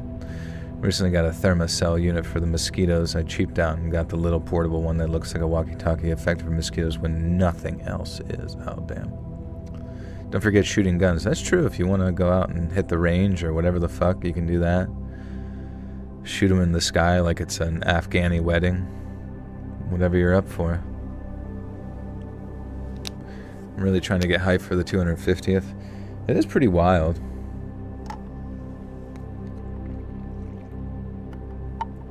It sucks. It's going to be the last year. The last year of America. This year. I like to always be doom and gloom about everything and never be excited or happy about stuff. He lists fingers on one hand and then was stupid enough to... I don't know. I remember there was like an NFL player. I think he was a defensive end on the New York Giants who like blew off some fingers. I think he still played for a little while till he got cut. Unless he was a wide receiver, in which case, how did they even do that? Do you prefer burgers or hot dogs on the 4th? Oh, man. Good question, man. That's a tough one. It really comes down. Are the hot dogs kosher? You were describing me and I'm damn proud American. F yeah, hell yeah, dude. Had a sparkle ember fall off, land between my toe hurt so bad. Oh my god, yeah. Some of those sparklers, I think they burn at like 700 degrees or something. Maybe it's 1200. Maybe it's literally white phosphorus. Jason Pierre-Paul, yeah. What was he? A D-end? I forget. So many cities in the Pacific Northwest banned fireworks. We still have reservations to sell them. That's so stupid. Just let us blow ourselves up in peace. Yeah, I feel like I'm leaning towards burgers because they have a lot more to them, but honestly, hot dogs are kind of nice because they're kind of soft. How do you feel about Gloom, the Pokemon? Gloom's pretty cool. Gloom. I have like a pretty cool art card of Gloom. It's like more of those like simplistic arts. 100% beef hot dog's the only way to go. True. 100% beef. What is it?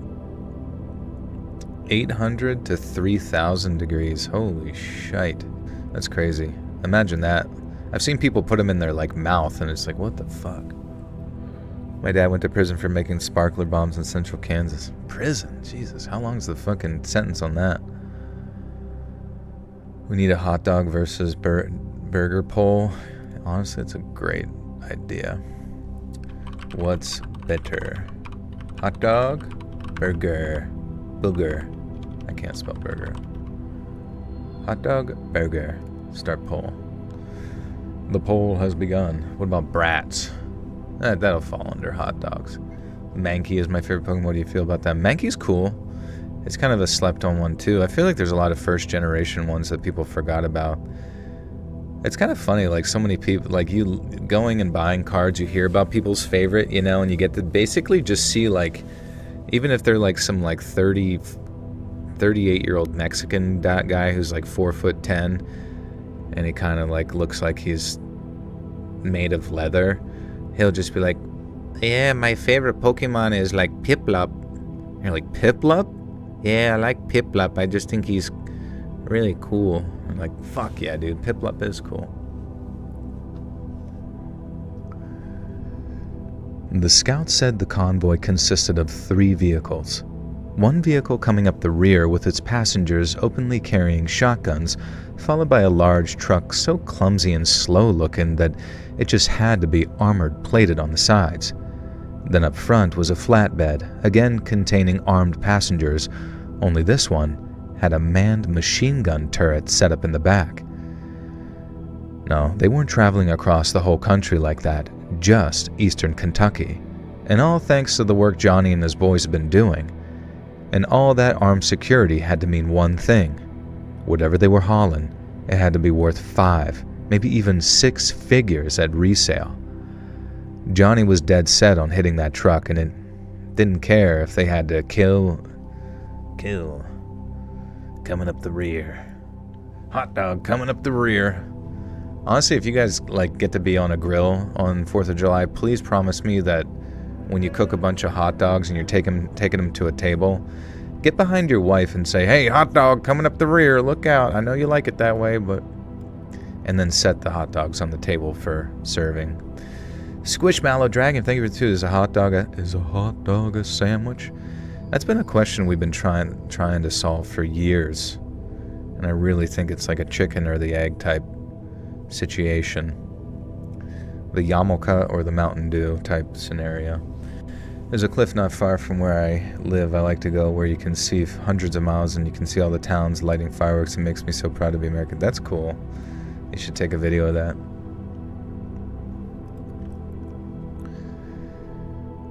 Johnny was dead set on hitting that truck, and he didn't care if they had to kill to get what was hauling. Oh my god, I suck. Johnny was dead set on hitting that truck, and he didn't care if they had to kill to get at what it was hauling. It was like the good Lord himself had placed their final job right there in front of them, so they could retire and quit while they were still ahead.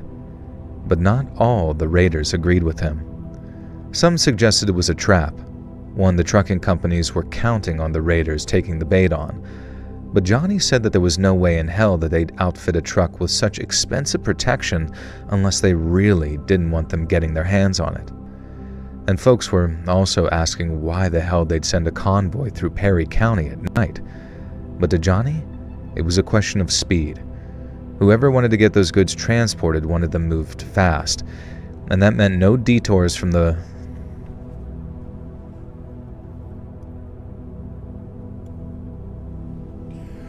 What's your take on Mew, though? Or Marshadow? I do love Mew. I have the Bubble Mew card. What is Marshadow? Oh, Marshadow's cool. I don't know much about him. Looks like he's got a pretty sick card. Is this in... Oh, Mega Evolution. These are dope. I don't know. I'll be honest with you. Like, there's a lot of... I gotta sneeze. There's a lot of ghost Pokemon that I feel like it's kind of... Okay. Every ghost Pokemon. Okay. Well, okay, so Ghastly, Haunter, Gengar, Mega Gengar. I don't know. There's a lot of ghost Pokemon that I look at, and they just look basically like, what the fuck is this? A possessed sandcastle? A possessed sword? A possessed chandelier? Like, what a departure from, like, the original designs. I mean, even in, like, what I assume is, like, second generation, it was, like, a possessed old scarab from, like, Egypt times. I don't know. I mean, Mimikyu's dope, but at the same time, all Mimikyu is just creepy Pikachu, which is fine. The poll isn't accurate. Need to specify 4th of July. Of course, Burger's gonna win out of context. Out of context. He said it need context. Pokemon can look pretty sweet. Yeah, they can. I just don't super vibe with the current ones that exist. I feel like they could use some, like, hardcore redesigns. Squish Dragon, thank you. Bless you. Thank you, thank you. Yeah, it's because they represent things like cursed objects, but it seems like Gengar and Haunter and all them were just, like, straight up ghosts, you know? I don't know. Maybe that's the manner in which they go about creating their designs for ghost Pokemon, but I feel like there's so many other opportunities that would look cool as fuck.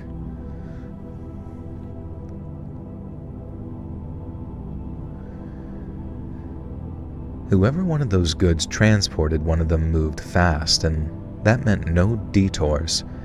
Besides, the moment Johnny heard about those armed guards, he didn't just see it as a job anymore. He saw it as a challenge. Johnny managed to convince 5 of his boys to ride with him that night, Lem included. But their usual plan was just far too risky given the circumstances. He sent one of his boys out on this bike to act as a lookout, and then once he was sure the convoy was on its way down, Johnny put the first phase of his plan into action. Sometime later, when the armed convoy was within just a few miles of Hazard, the lead vehicle... Poltergeists or cursed object stories don't have what the ghosts look like, only the objects they manipulate. Yeah, like, I kind of get that, but I mean, like, isn't Gengar and those guys just, like, straight up whatever they are? Or a dead version of something? I don't know, I just feel like there's so many opportunities for just, like, a disembodied, yeah, like a wraith, or, so, you know, I mean, there's so many different random legends that you could have pulled from in, like, history. Like a little demon dude.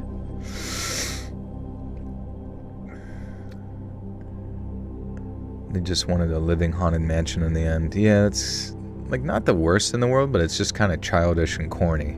It's almost like this is a kid's game or something. Are you insane? They should start making things for me, a 36-year-old man with a fucking big 7-foot beard.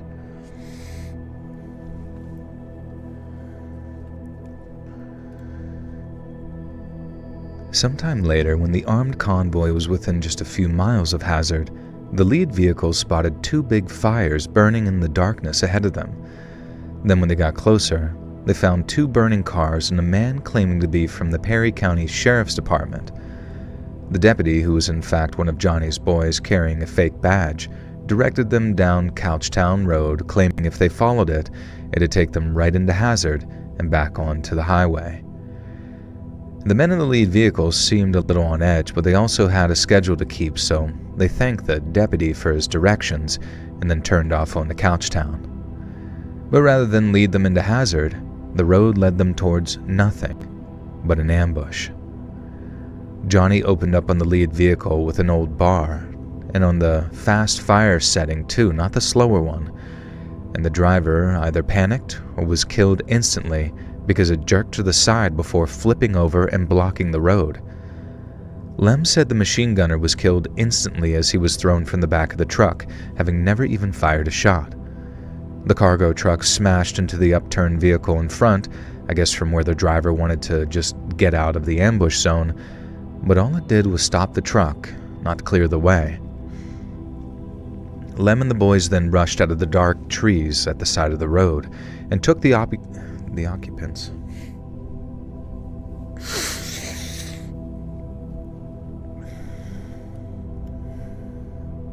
You live on Couchtown? Getting sucked into my Couchtown right now.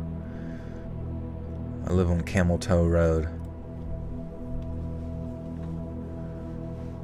Ghost armor Pokemon by now, right? Like a Dolahan, that would be cool. I mean, they have like one that possesses like a sword, maybe like a suit of armor or something. I don't know, whatever. Let's read livestream on my birthday is a great gift. Hey, happy birthday, Heavenbound. Happy B-Day. What are you doing?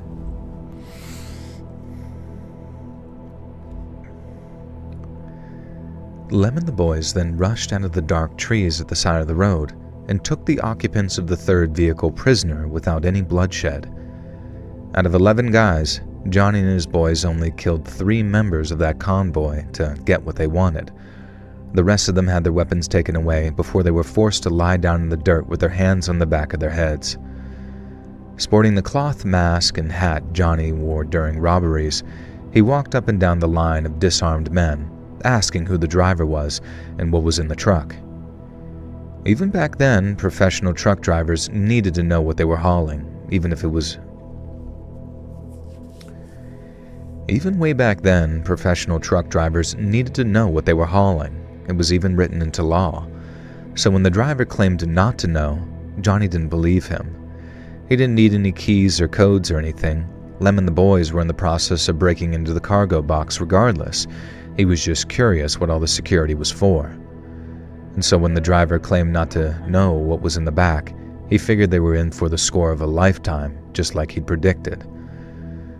Lem told me himself that he thought that they'd be greeted by a wall of gold bars when they popped that can open, because it took them a whole 20 minutes to cut through all the locks and bolts sealing it shut. And then when they clipped off the last one, and the door stood ready to be heaved open, Johnny said he wanted the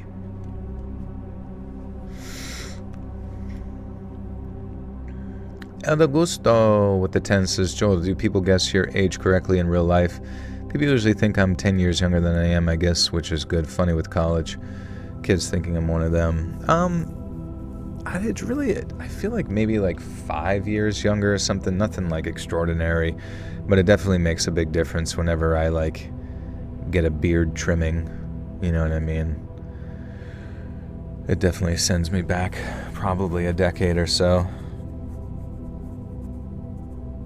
Yeah, he's gonna open it. It's a dragon. But thank you for the 10.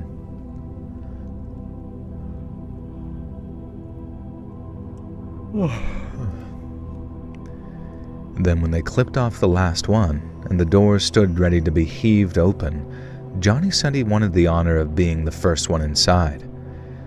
Maybe there was a little part of Johnny that believed it was a trap, on account of the driver not knowing what was inside. He didn't want to tell someone else to open the doors only for them to be greeted by a second machine gun and a hail of bullets. So instead of ordering the doors open, Johnny told Lem to hold his horses, then walked up to the doors himself. Lem said when Johnny pulled open the doors, it was dark inside. He had nothing but a weak flashlight to light it up. So to get a closer look at what they'd captured, he climbed up inside the cargo box alone. Lem said he and his boys were just itching to know what was inside, and even the prisoners lying there in the dirt were looking up to get a glimpse of what they'd been hauling. But when Johnny was done looking around and found what he'd been...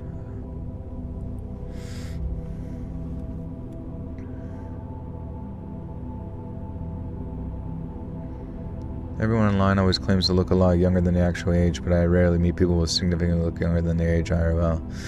Yeah, it's could be a possibility too. Maybe it's just subjective and a hopeful thinking.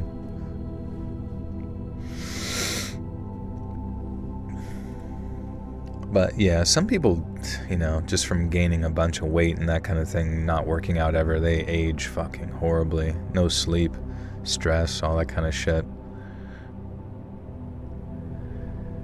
But when Johnny was done looking around and found what he'd been searching for, the whole atmosphere changed. He called out for a crowbar at one point and would be heard cursing as he rifled through what sounded like boxes of straw after popping their lids off with the crowbar. Then suddenly, everything went quiet, and when Johnny spoke next, that's when everything changed. A guy named Tommy called out to him asking what he'd found, but Johnny only replied, "Don't come in here, Tommy. It's not what we thought." Lem said he walked towards the open door and had one hand on the box's floor when Johnny told him that if he climbed into the box, he'd shoot him dead. He sounded serious too, deadly serious, and not like a greedy kind of serious either, more like terrified. Lem said Johnny hopped out of the box a second later, carrying what looked to be a wooden box under his arm. It looked expensive, so whatever was inside, it had to be expensive too, but then Tommy demanded to see what was inside. Johnny had a pistol on him before he could so much as take a single step forward. Johnny swore that he'd give each one of them $500 the very next day if they just stopped asking questions and let him leave with the box.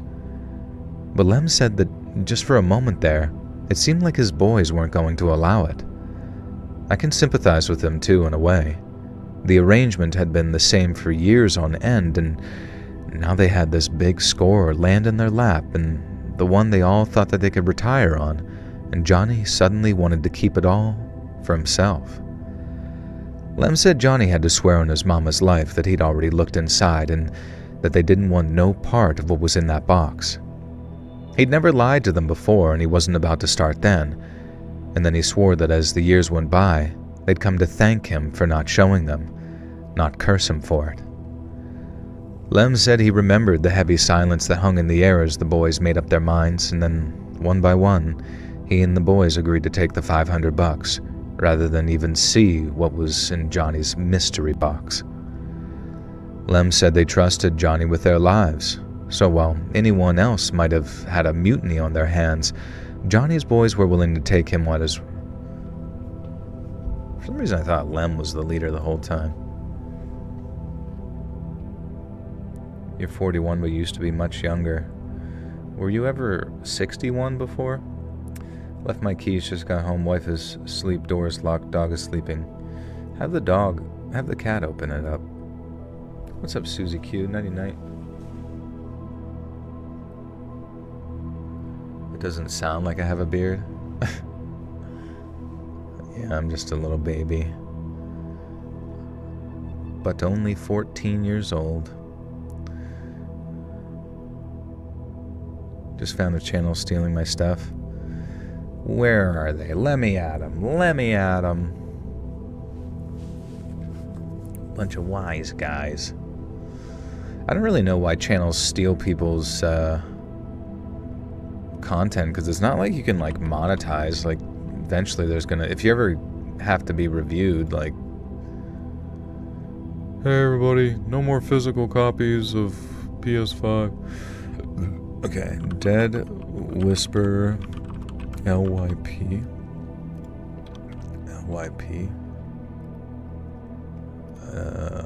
Channels?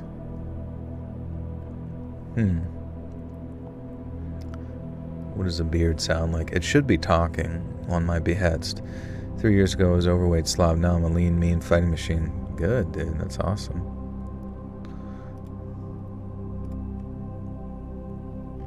Huh. There are so many YouTube channels. I don't even know. I don't know where to look for this channel that you've mentioned. Bro, it's so true when I stumble on a channel that steals another channel's audio straight. It just doesn't really make much sense. Maybe they're doing it as like a backup or something, but it just logically you're not going to be able to monetize. Voice critic Joel. Lem said they trusted Johnny with their lives, so while anyone else might have had a mutiny on their hands, Johnny's boys were willing to take him at his word and agreed to take the cash instead. Before they cut their prisoners loose, they torched all 3 vehicles. And then as they shot up their gas tanks and put their lighters to the fluid, Lem said he asked Johnny to level with him and tell him what was inside. In reply, Johnny gave the only clue he ever issued when he said, "Something that won't burn." And after that, they made sure their prisoners stayed face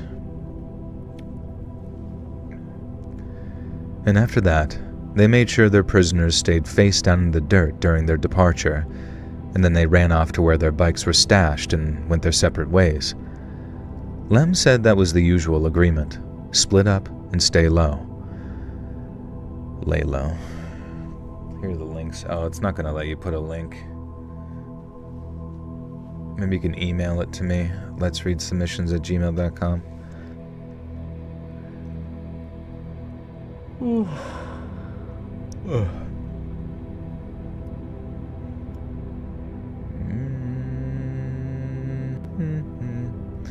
don't think you've ever seen an Asian with a gray beard before? What about like the Kung Fu Masters? Don't they have like a full white beard that flows in the wind? Oh shit, it's Justin. Is it time for my hour in the yard? It is. You're late. For a very important date.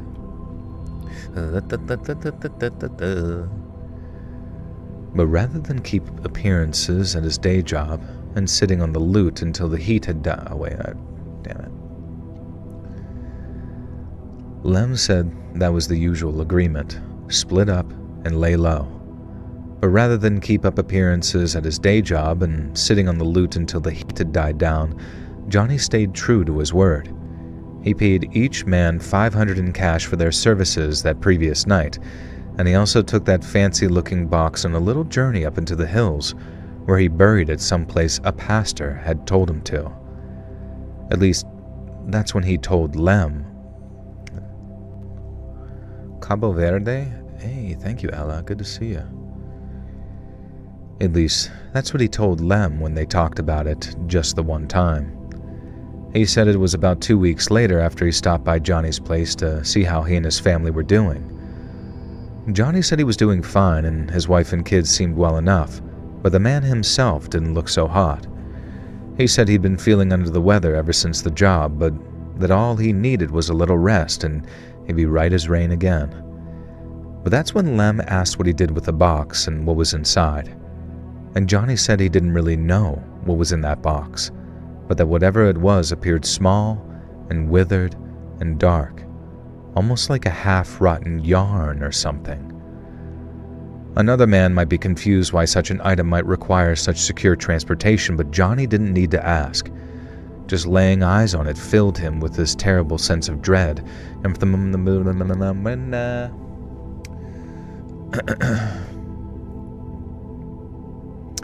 Do authors of these stories get notified prior to them being featured on a channel to surprise them? It's all just kind of like a surprise. Like it's just a little bit more efficient to like take it, edit it, send it out to me in like a big file of related stuff for a specific video. And then if they hear it, they hear it. I hope they do. Happy birthday. Try to do something fun that doesn't include raiding mainland Europe. You can raid Europe if you want, or the UK. Just laying eyes on it filled him with this terrible sense of dread, and from the moment he opened the box until the moment he closed it, he felt this strange sensation of cold nausea run through him, almost like it was poisonous or toxic somehow. Johnny made the decision to take it before. Hey, Crime Girl, what's going on? Got any new videos coming out? Johnny made the decision to take it before he even knew what was going. Johnny made the decision to take it before he even knew what he was going to do with it. All he could be certain of was that he didn't want it getting anywhere near his boys. I guess if this story had taken place in some other area of the country, Johnny might have taken the box to a university to have scientists run tests on it or something. But over there in eastern Kentucky, his first thought was to take it to a man of God, to ask his opinion on it. Johnny said he took the box to the church his mama used to pray at, and then showed it to the pastor there after explaining what had happened. He said he'd been scared the pastor was going to tell him to return it, and then confessed what he'd done to the county sheriff. Only he didn't. Instead, the pastor tells him to take the box to this one particular spot in the hills. It had to be this one place, nowhere else. And then when he got there, he was to dig a hole, deep as he would.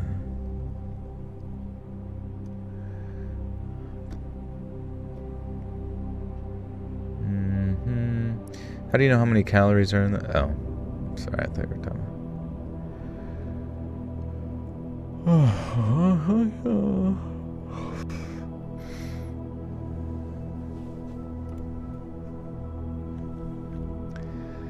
Then when he got there, he was to dig a hole, deep as he would a grave, before burying the box down there in the rocky mountain soil. Johnny said that he did just as the pastor told him and dug a hole so deep his back ached by the time he saw it was good and finished. But as he walked back to his truck and realized that he felt that same old cold sickness that he felt back in the cargo box that... God damn it, I cannot make it through.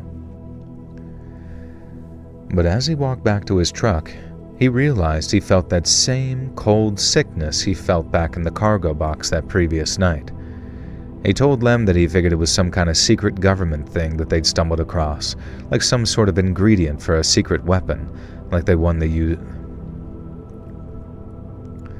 Like some sort of ingredient for a secret weapon, like the one they used on the Japanese to get them to surrender finally. But he could never know for sure, and I guess all the pastor had tried to do was either keep his ass out of jail, because he sure as heck didn't know what it was either. Lem said they never did figure out what they stole, but he knows what it did. And what it did was kill his friend. Johnny never stopped feeling under the weather after that night robbing the truck. In fact, he got worse and worse and skinnier over the course of about 2 years before he finally slipped away during the night. The doctors couldn't figure out what was wrong with him. They ran all kinds of tests and sent him to see all kinds of specialists to see if it was the cancer getting to him. The cancer. So I guess it was a radioactive thing, okay. Does a piece of radioactive material, uranium or whatever the fuck, look like... Does it look like a piece of string? It's just like a shriveled up Ren from Ren and Stimpy.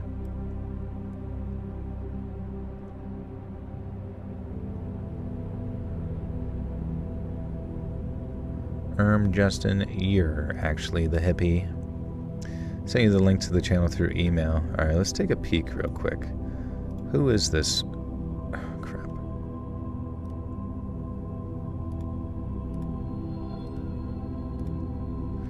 Who is this guy? Or girl. Or girl. Girls can be thieves too. Let's see. Spam. Channel stealing your stuff.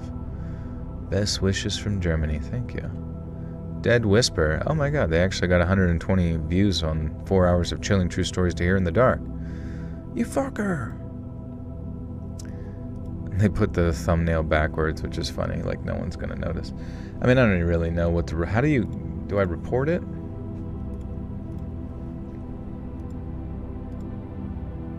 Let's see. We're gonna report this for sexual content, violent or repulsive content, hateful or abusive, harassment or bullying, harmful or dangerous, suicide, misinformation, child abuse, promotes terrorism, spam is legal issue, defamation, counterfeit, captions, trademark, privacy, copyright issue. Submit a copyright removal request. Copyright removal requests for videos can be clearly directed to... Oh. Okay. We will do that later, but thank you very much. Don't use Content ID. Content ID is kind of weird with like audio stuff. Like it's not gonna like automatically get picked up the same way like motion graphic stuff does.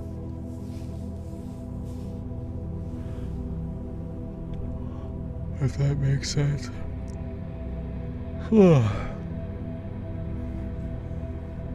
Yeah, it's literally misinformation and it's promoting terrorism. It's literally Hassan Paika. But no one could work out what the problem was. All they said was that the doctors couldn't figure out what was wrong with him. They ran all kinds of tests and sent him to see all kinds of specialists to see if it was the cancer getting to him. But no one could work out what the problem was. All they said was that the symptoms suggested some kind of wasting disease, but one they couldn't even slow the effects of, let alone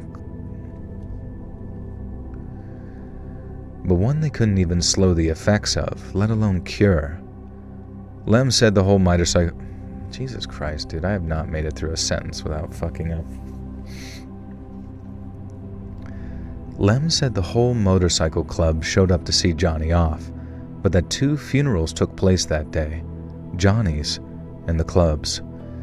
The club died with him and ended up sharing his grave, but Lem never forgot about the job that killed his old buddy Johnny, and he was willing to bet no one else had either, if they're still breathing, that is.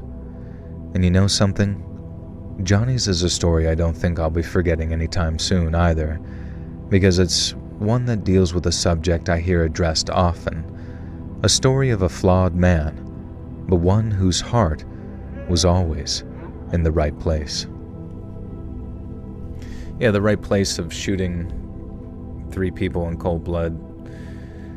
Hey, El Gusto with the 10 says, okay, reverse question then. How accurately can you tell people's ages? I can't tell kids' ages because they're all just short, and I can't tell 20, low 30 age because everyone's age is drastically different. It definitely seems like in a weird way, younger 20s to mid 20s people, I guess the Gen Z folk, for whatever reason, a lot of them try really, really hard to look older than they are. Almost like, you know what I mean? They're kind of just like going, maybe it's, I don't know. I guess it really is hard to tell how old people are sometimes.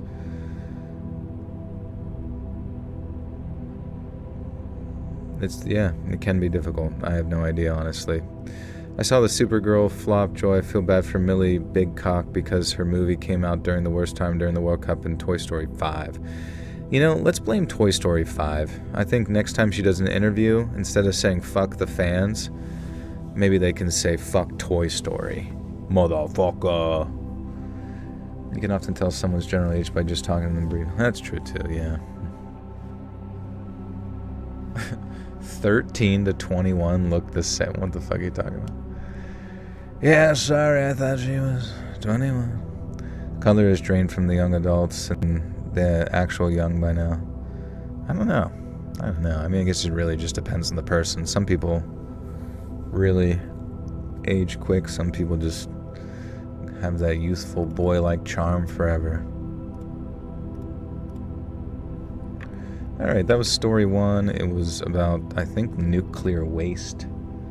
What's up, Drew C? Hamburgers are better. I like both. I know, they should make a hamburger out of hot dog meat. That's what they should be doing.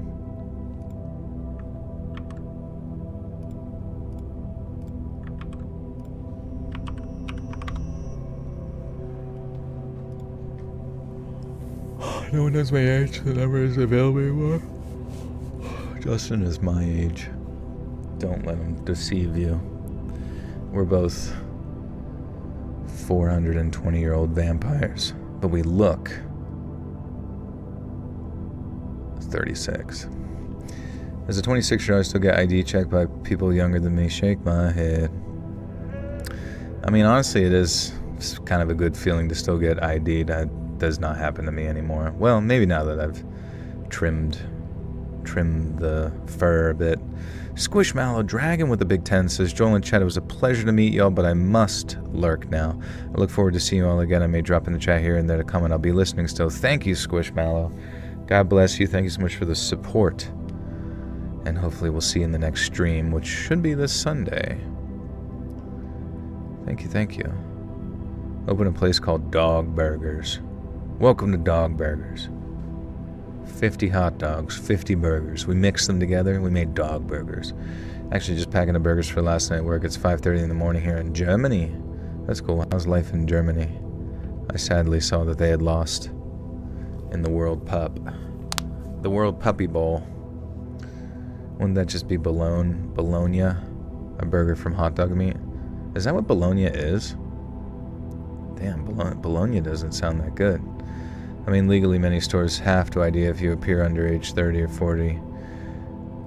It's just funny, like, when you go out to eat with people, and then it's like, they card them, but then just don't card you, and I'm like, alright, whatever, fuck it.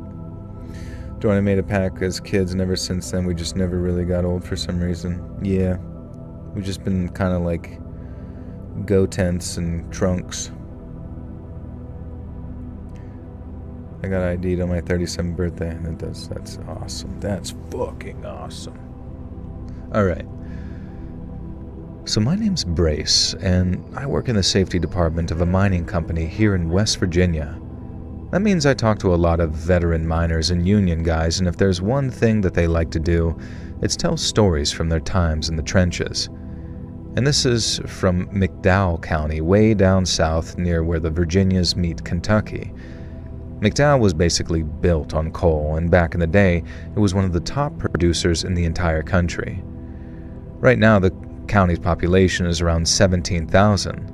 Way back when, almost 100,000 people called it home. Almost 3/4 of them belonged to mining families. Wages were some of the best in the industry, and West Virginia coal-fed mills and powered plant. West Virginia coal-fed mills. Oh, okay. I see. Anthony Esposito. Oh shit, Esposito, what's up, bro? Hello, good sir. It's been a while. How you doing, man? Anthony. Long time no see. We got 2 male models in the chat, Justin and Anthony. Long lost twins of each other. Dude, what's new, man?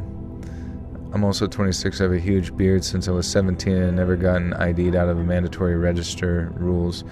Probably doesn't help the useful light fled from my eyes years ago. Long ago, when I lost Samurai Jack. David Monroe, thank you for the 279 Canadian. There's a really funny skit from Nick Kroll. Do you guys ever watch Nick Kroll's skits? It was back when like skit comedy was at its peak in the year like 2013-14. But so there's this skit he does on the Kroll show, Kroll, called Wheels on Ontario. It's fucking funny, man. It's called Roll With It, Kroll Show, and I guess there's a bunch of other skits for Rolls Ontario as well. It's kind of like a parody on Degrassi, I think, with Drake or whatever. But man, it's fucking funny.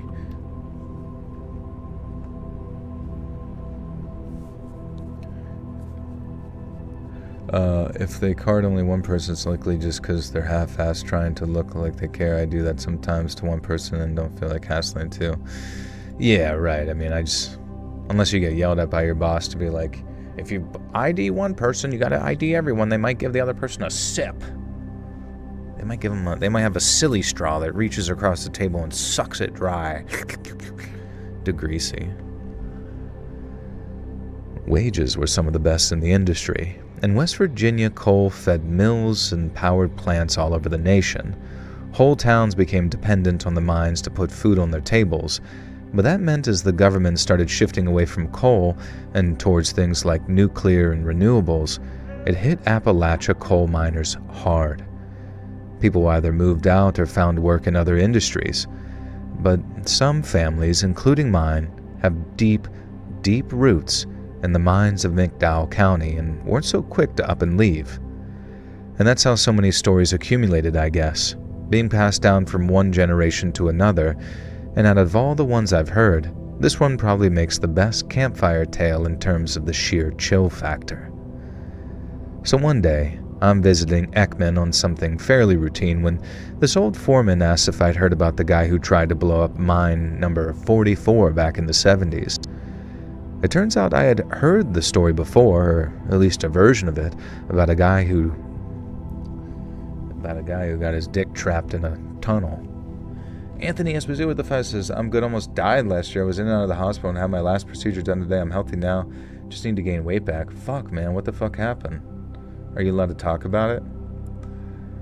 I got carded at GameStop for Skyrim. Actually rolled my eyes. That's awesome. Meanwhile, they were just handing out Dead or Alive Extreme Beach Volleyball to me, a horny little 12-year-old, when I was in middle school.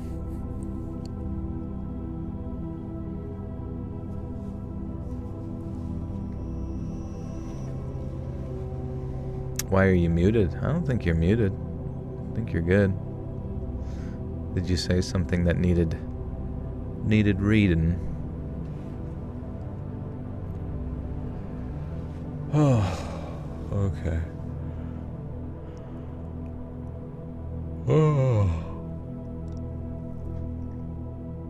So one day, I'm visiting Ekman on some fairly routine... So one day, I'm visiting Ekman on something fairly routine when this old foreman asked if I'd heard about the guy who tried to blow up mine number 44 back in the 70s. It turns out I had heard the story before, or at least a version of it, about a guy who Hey, welcome, don't go chasing waterfalls. Turns out, I had heard the story before, or at least a version of it, about a guy who got trapped in a tunnel in a nearby mine after a collapse. Now, I was told his buddies didn't even realize he was missing for a whole day, and then when they got back to him, they messed up the excavation too, leaving him down there for almost an entire... Oh my god. Fuck. Then when they got back to him, they messed up the excavation too, leaving him down there for almost a whole extra day before they finally got him out. According to the version I was told, the guy was so mad that when he came back to work, he stole a bunch of ANFO, a kind of explosive gel that you can pour into blast holes, and tried to take revenge by blowing up the mine and burying everyone on shift alive. Someone stopped him, worked out what he was trying to do, and he ended up getting shot by a guard before he could blow the mine, and himself sky high. But according to the old-timer I was working with that day, that's not how it happened. And then over coffee and some pepperoni rolls, this is what he told me. Sometime back in '73, 30 miners were working the long wall face deep in mine number 44 when a deep groan suddenly rumbled through the mountain. And then before they knew it, a massive roof fall.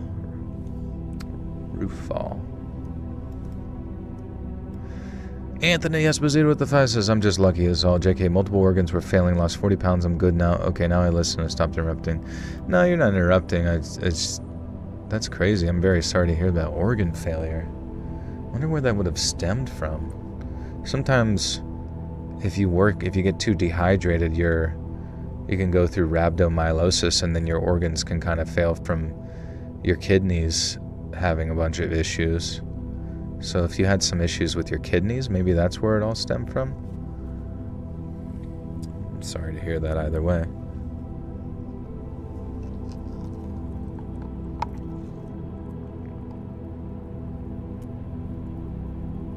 Coffee and pepperoni rolls must make diabolical shits.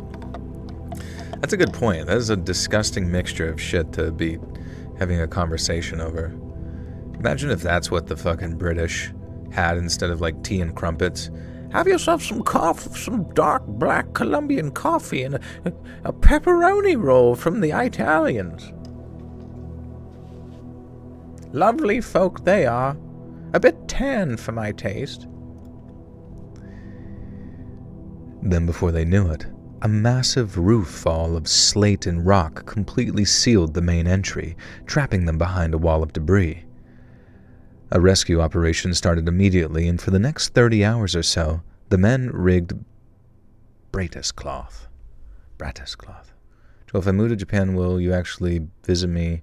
Be for real, no goofing. Yeah, honestly, I think I want to go in September. I think I just want to go, and I think I might find somebody to, like, be my guide, my spirit guide when I'm there, and just show me the entirety of it. Maybe I go for a month or some shit. I don't really know. Who knows what I'm going to do? Maybe I'm just saying things to make myself feel like I'm there. But I feel like I need to do it before the world ends. It does appear the world might end in 2027. Anyone got that vibe kind of coming? Like your future self is yelling back to your present self and saying, hey you there. World's gonna end. They're blowing everything up. They're bored.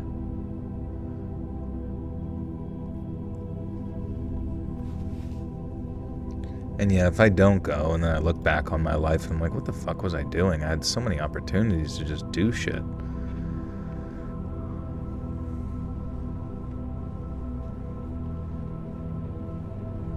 What is Bratis?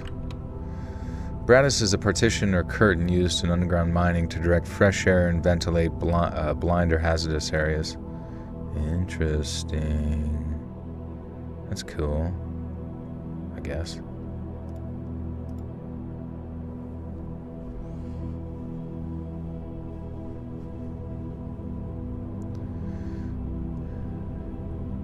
A rescue operation started immediately, and for the next 30 hours or so, the men rigged Bratis cloth for ventilation, rationed what little water they had, and waited in the light of their battery lamps while rescue crews worked to free them. And finally, after more than an entire day's worth of excavating, the rescue teams broke through with their heavy machinery and brought the whole terrible thing to an end. Or so they thought. Everyone assumed the count was complete, but before people could start celebrating, they realized a miner named Bobby Ray Miller was still unaccounted for. He'd been working the tail end when the fall hit, meaning that he was trapped somewhere behind a second layer of debris without anybody hearing his weak cries for help. Rescue teams returned to the mine and got to work digging right away. But in their rush to rescue the trapped miner, they triggered a fresh collapse, which not only set the operation back by something like 22 hours, but might have killed the very person they were trying to save. After hastily re-timbering the passage and clearing the new fall, the rescue crews finally reached Bobby Ray on the second night. They found him in a small pocket, suffering from a head wound, cracked ribs, severe dehydration, and near-fatal carbon monoxide exposure.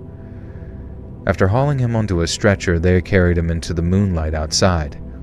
He was alive, but barely, and he spent weeks in the hospital for what was a slow and painful recovery.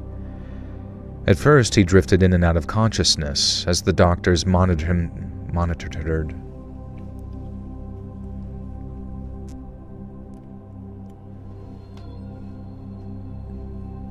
We got 4 years max. Yeah, I guess that's when Agenda 2030 occurs. Or at least, boom, I don't even know. I don't know, I'd just be saying shit, honestly. Maybe it's all bullshit.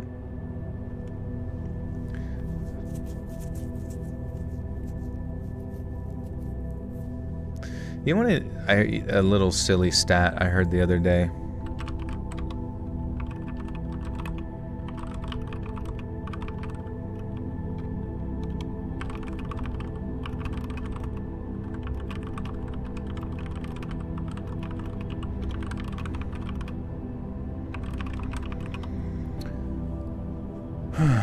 Daniela Ramirez, what's up? Let me check something. We're digging through all the data right now.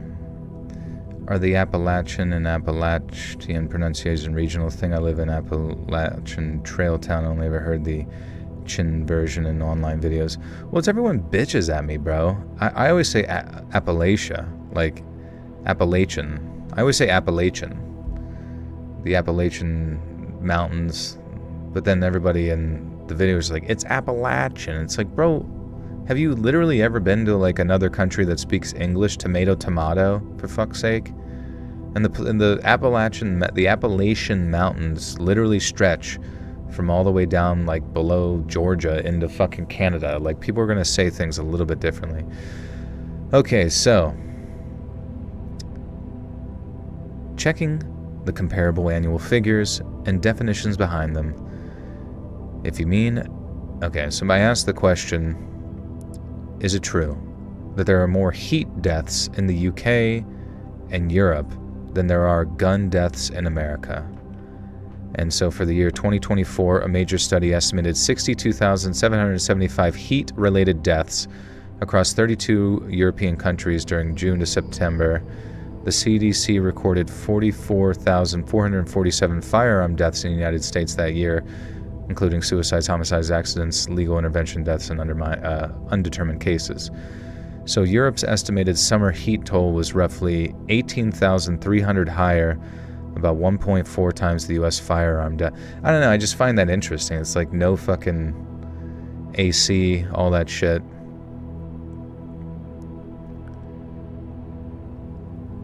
And then I think in the UK it was something like 10K for estimated about, in the UK 1,500 in the summer of 2025. I don't know. No AC at all. And it's just weird though. It's like seeing that like post earlier where people were like, why don't you put any ice cubes in your martinis? And it's like, because we have a literal genocide of the world. The world's literally ending right now, killing people. And it's like, you're literally increasing the death of people by minimizing your ability to keep them cool. And exactly what, how you fix that for the infrastructure of like how old Europe is and all that kind of stuff, I'm not exactly certain, but I mean, to like force people to deal with the heat to this extent, I mean, I don't know, I feel like it's just going to make more people die. This obsession with the planet but not yourself is very odd, and like but at the same time, like, what correlation is there with the fucking creation of a fucking ice cube or the running of an AC and the destruction of like the entirety of the earth? It's just such a strange, it almost feels like more philosophical than it is like direct objective data, other than the fact that like we know what the heat deaths are. They're anti-natalists anyways, they hate humans. It is strange, like the people that hate like humanity, and then the other guy made a good point, they're like, well, fuck it, dude, if the world's ending, let's live it up, I don't know. So many things have been like justified for some like perceived greater good, but it ends up just like causing shit to be way worse. People are even getting arrested in Europe for sitting in their car running the AC. It's fucking weird, man. Weird as shit.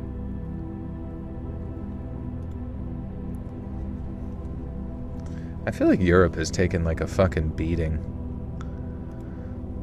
Just all the things they have to constantly feel guilty about and bad about and can't talk about, and you know what I mean? It's just fucking weird. France in 2003 lost 15,000. I mean, it's crazy.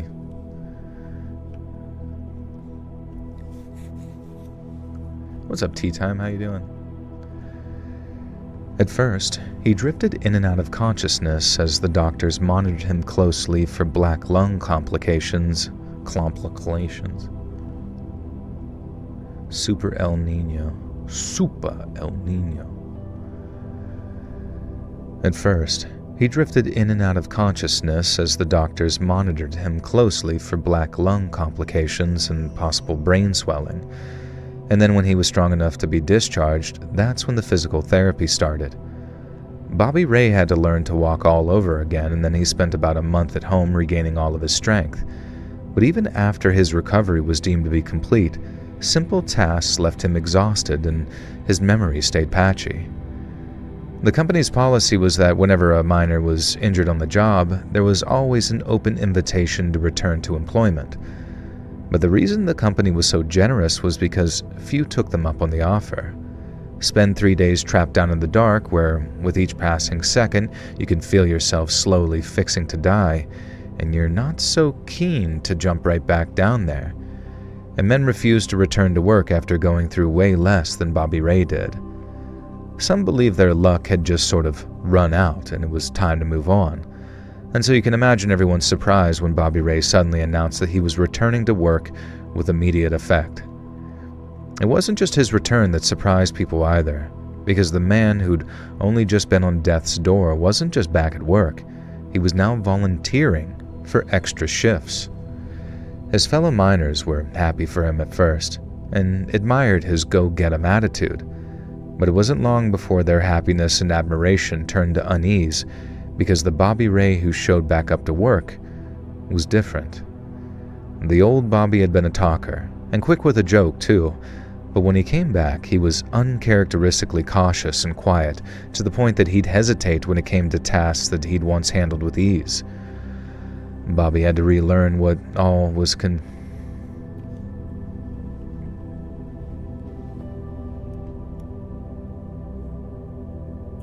Japan for the culture, but the climate would probably move to Spain.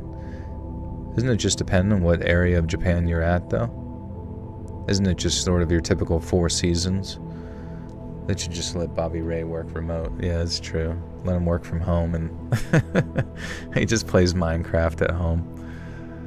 I actually love summer in Pennsylvania. The sticky shit was dope. Dude, it's fucking humid in Pennsylvania right now, man. Hot as shit outside.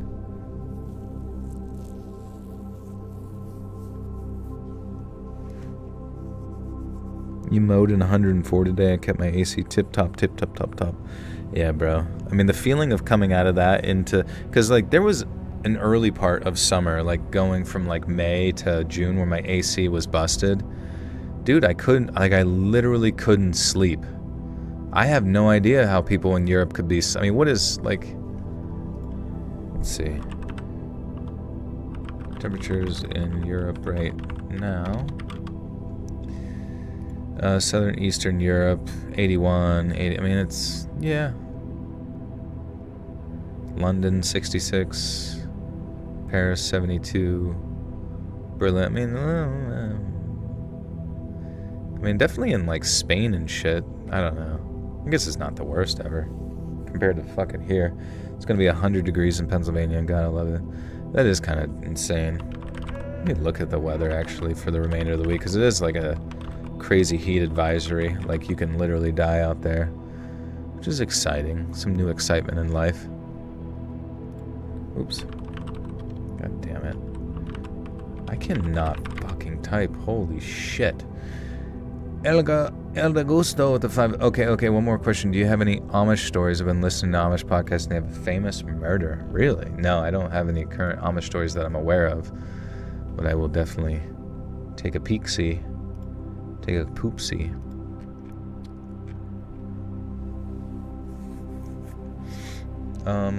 Like, can I, like, I fucking hate websites. My sites. I just want to, like, type a fucking, like, where's just, like, where, like, holy Christ, where is it that you just type where you're from? Oh my God.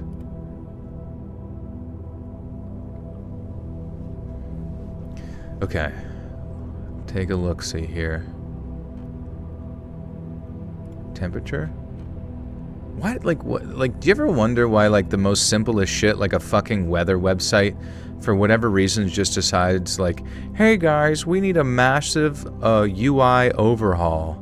So you can't fucking find fucking anything at all, and it looks completely different than what you're used to. All I want is where I'm from, and then a fucking 10-day forecast where they're like, let's move this button all the way over in the fucking Timbuktu.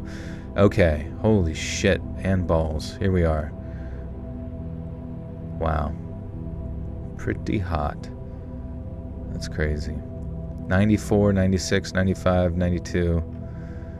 9 million. Anyone here play Ploppy Playtime? I've seen people play it. It looks interesting. I haven't tried it though.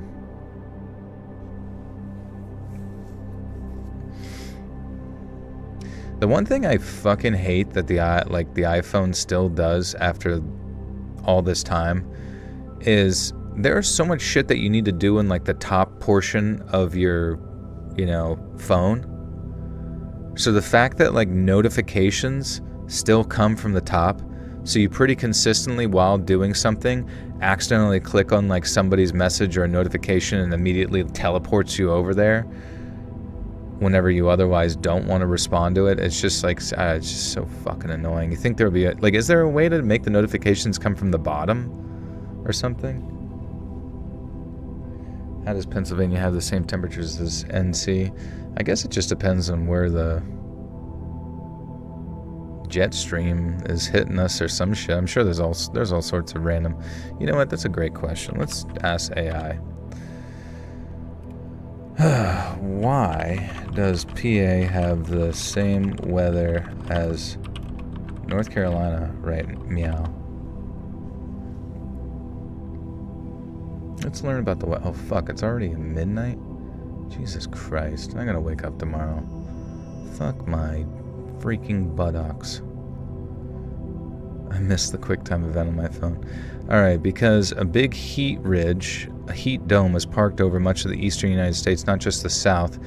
It is pushing hot air, humid air north and keeping storms and fronts from moving through. So Pennsylvania is basically sitting in the same warm air mass as Virginia and North Carolina right now. National Weather Service describes strong upper-level ridging spreading from Mississippi and Ohio Valley into the mid-Atlantic and Northeast, with the pattern holding through the holiday weekend. For perspective, okay, tomorrow's forecasts are not usually, alright, yeah, we got a heat dome. We're getting fucking dome. Didn't the CIA invent the jet stream to spread chemtrails better? Justin, why are you such a conspiracy theorist? Conspiracy Thorogood.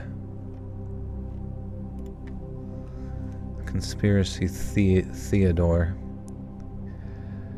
Bobby had to relearn what all considered to be the most basic of mining procedures, and he even had to relearn the layout of entries, along with the names of longtime co-workers that he'd known for literally years. It was as if Bobby Ray had come back, but there was someone else at the wheel. As you can imagine, there was a lot of talk about him in the union halls and company houses, as it seemed like every shift that he worked, Bobby would say or do something that'd freak somebody out. Some blamed his behavior on prolonged exposure to bad air and said that prolonged exposure to gases like carbon monoxide might have damaged his brain and altered his personality for good. Others said that what broke him were the endless days and nights lying alone in darkness, while thinking that he'd been abandoned. Now, there was also the head injury to factor into things, as it's pretty well documented that people who suffer CTE can undergo radical personality changes. But whatever the cause was, everyone agreed that Bobby Ray came back different, and that the old one might never come back at all. I was told that while everyone was concerned for him, everyone felt really bad for him too. He wasn't even half the worker he used to be, but no one poked or prodded him too hard about it. Folks just let him be with the obvious expectations, tried to let him find his bearings again on his own. But that only had the opposite effect, because over the next couple of months, Bobby's state of mind seemed to grow steadily worse. At first, the decline was barely noticeable. He'd seem overly distracted or seem to forget simple tasks that he'd only just relearned. But soon his fellow miners started noticing a darker side. Sometimes during shifts, he'd slip away from the crew without saying anything to anyone, drifting off into the unworked entries or abandoned headings. Now, on more than one occasion, a coworker found him wandering in the darkness without his cap lamp lit. Jesus fuck. Kazuha, welcome to the Buttersuck Cult. You now have access to bonus content. Thank you. Where's Pradeep? He's now in his shitbox. You can hear him scratching around. Real feel in Pennsylvania going to be 104. That sucks. Honestly, whatever. Just don't go outside. Don't go outside. You will melt.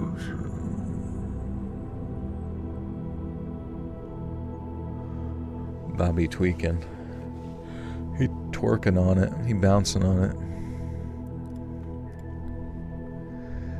On more than one occasion, a coworker found him wandering in the darkness without his cap lamp lit, feeling his way along the rib with his bare hands. Feeling his way along the rib? The fuck is a rib? Barbecue rib? On more than one occasion, a coworker from him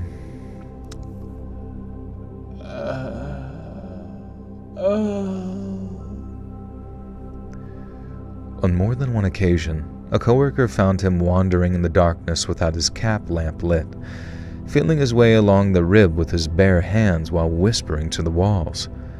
When the coworker called out, he turned to face them, all glassy-eyed and slow, like they'd just woken him up from a deep sleep. Sometimes, instead of riding the man trip out with the rest of the crew to head home to his wife, Bobby would slip off into the derelict tunnels and worked out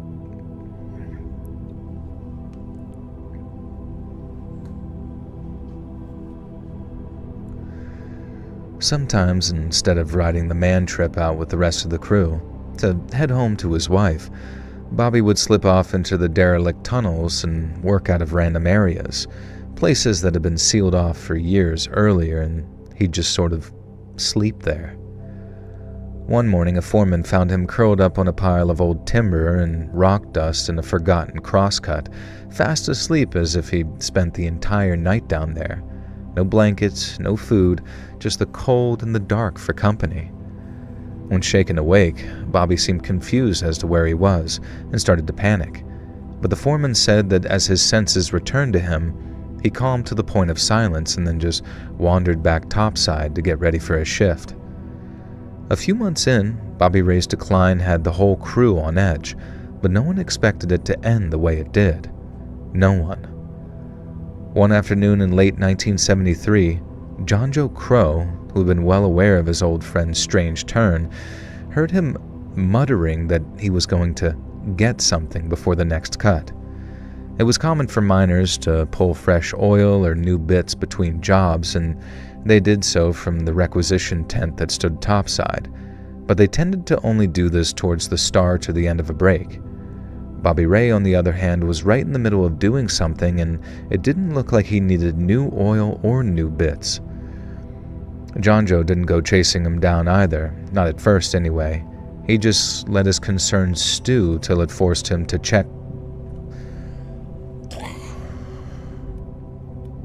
Why is it not flowing? Why does my brain not flow? How many games are left in the World Cup? I don't know.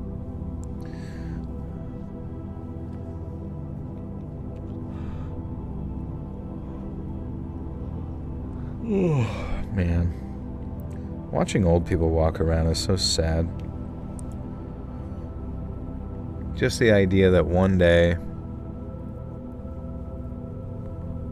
just to exist, is going to be such a fucking chore.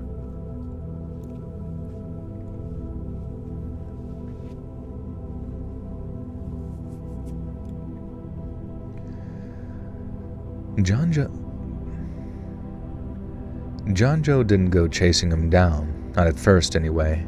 He just let his concerns stew till it forced him to check Bobby's rig, and that's how he found out that Bobby was in need of no replacement equipment at all. People had been letting Bobby Ray do just about whatever the heck he liked for weeks on end, but that time, John Joe Crow said that he felt this bad feeling in the pit of his stomach and decided to go after him. Maybe 5 or 10 minutes had passed in the meantime, long enough that John Joe half expected to catch Bobby on the way back to his rig. But all the way to the surface, Bobby Ray was nowhere to be seen. Bobby wasn't in the requisition tent either, and the equipment foreman also appeared absent. But as John Joe looked around, he found the foreman lying behind his counter, unconscious, and having a bloody head wound. Finding the foreman like that was bad enough, but upon looking around, John Joe's blood ran cold, because not only was the foreman's revolver missing, but several containers of highly explosive ANFO had also been taken, and John Joe flew into a panic. He knew that it was Bobby Ray that attacked the foreman, and he knew that it was down to him to stop Bobby from hurting anyone, and so off he ran, wild as a March hare, to find Bobby and stop what was about to happen. Now, I was told that he briefly considered just yelling out Bobby's name and letting everyone know that there was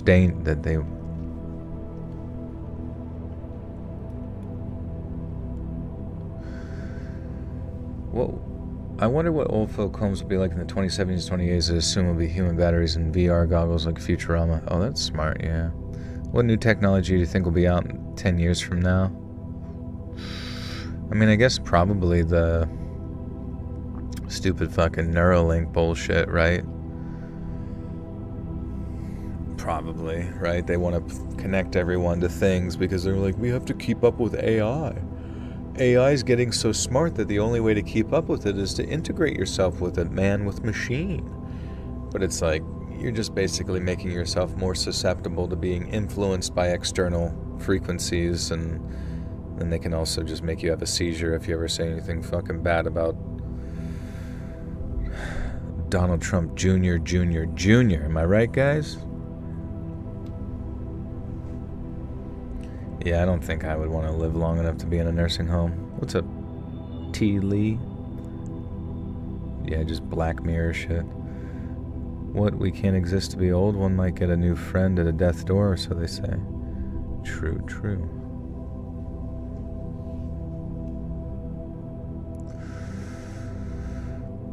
Okay.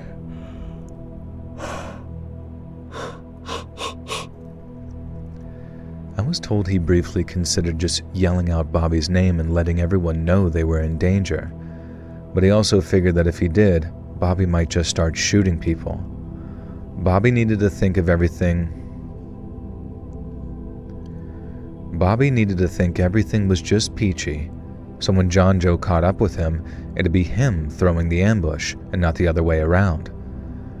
John Joe ran all the way up to the Old Man Trip Road, just out of sight of the portal, and there was Bobby, strolling towards the entrance of mine number 44 like he didn't have a care in the world.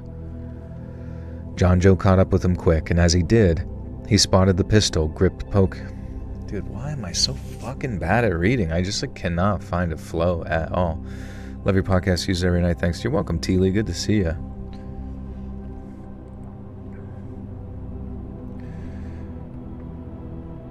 You want seizures? They can give you seizures right now. I don't want seizures. I'm sure they don't want a sick implant that can electrically shut down my body and my car implanted. That's true. I mean, I think even like electrically driven cars, if you say anything like bad at some point, they could probably just like shut it off. Accuse you of something. That was not nice of you to say, pulling off to the side of the road and waiting for the police. Which will just be like another autonomous drone. Because I mean, that's going to be how you sort of like enforce laws that really suck, because you just like have autonomous systems do it in the same way like you get banned from a website, no human face to look at you. John Joe caught up with him quick, and as he did, he spotted the pistol grip poking from the back of Bobby Ray's waistband, as well as something bulky strapped tight around his waist under the denim. Not wanting to alarm him, John Joe slowed to a fast walk, and then when he got within arm's length, he yanked the pistol out from Bobby's waistband before he could react. Bobby Ray turned, looking back at the old friend the way a man might look at a stranger, with this calm and distant look on his face. And that's when John Joe worked out what all that bulk was under Bobby's shirt. Strapped to his bare skin, using mining tape and wire, Bobby had strapped the stolen containers of ANFO. They turned out, simply ships swim swiftly in the sweet sea air. Strapped to his bare skin using mining tape and wire, Bobby had strapped the stolen containers of ANFO. They turned out to have been crudely rigged, but they were set to blow all right, and by the looks of things, there was enough to bring down the main entries and bury every soul still underground at the time of the explosion. According to the tale I was told, John Joe Crow looked his old friend in the eye and told him, "This ain't like you, Bobby." But the man standing in front of him wasn't Bobby Ray anymore. Whether it be the gases, all that time in the dark, or the blow to the head, it had hollowed him out, and now something else was steering him. Folks say John Joe saw a grim and steely determination in those glassy eyes, and from the way Bobby Ray's hand twitched towards the detonator cord, John Joe knew that there was no talking him down. He just couldn't bring himself to point the pistol and fire until his old pal lunged for him, and when he did, Bobby was dead before he hit the ground.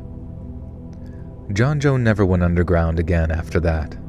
He hung up his proverbial pick and shovel, proverbial because they obviously weren't using either by that period, and retired from the industry for good. There was a full investigation into what happened, and I was told sheriff's deputies were crawling all over mine number 44 for weeks.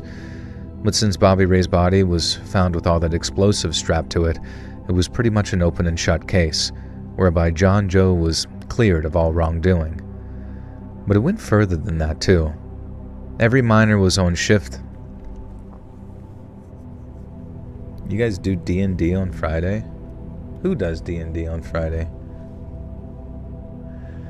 I think Ford was making it so their cars can shut off remotely if you were doing something illegal.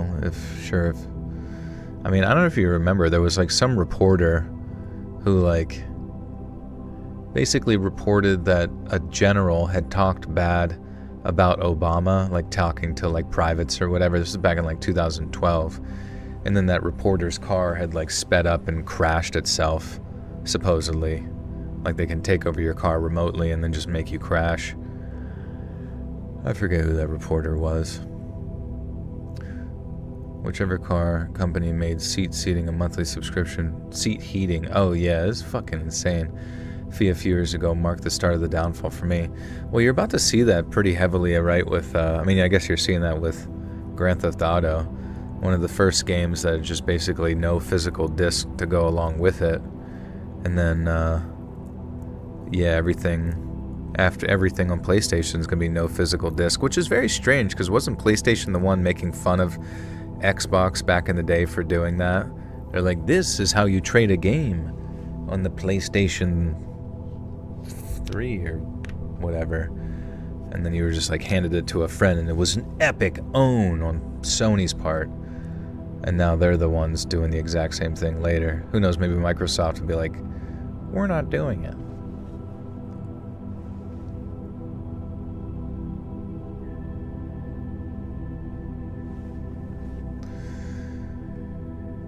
Every miner who was on shift that day knew John Joe Crow saved their lives, and they never stopped thanking him for it either. But old John Joe, on the other hand, who never got paid for another drink in a miner's bar for as long as he lived, never liked hearing the thank yous, because to him, they were thanking him for shooting one of his best friends, while John Joe spent the rest of his days wondering if things couldn't have been different.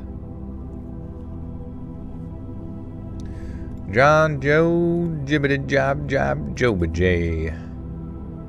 Thank you for your service, sir. You are a blessing in a disguise unto all of us. Okay, let's go.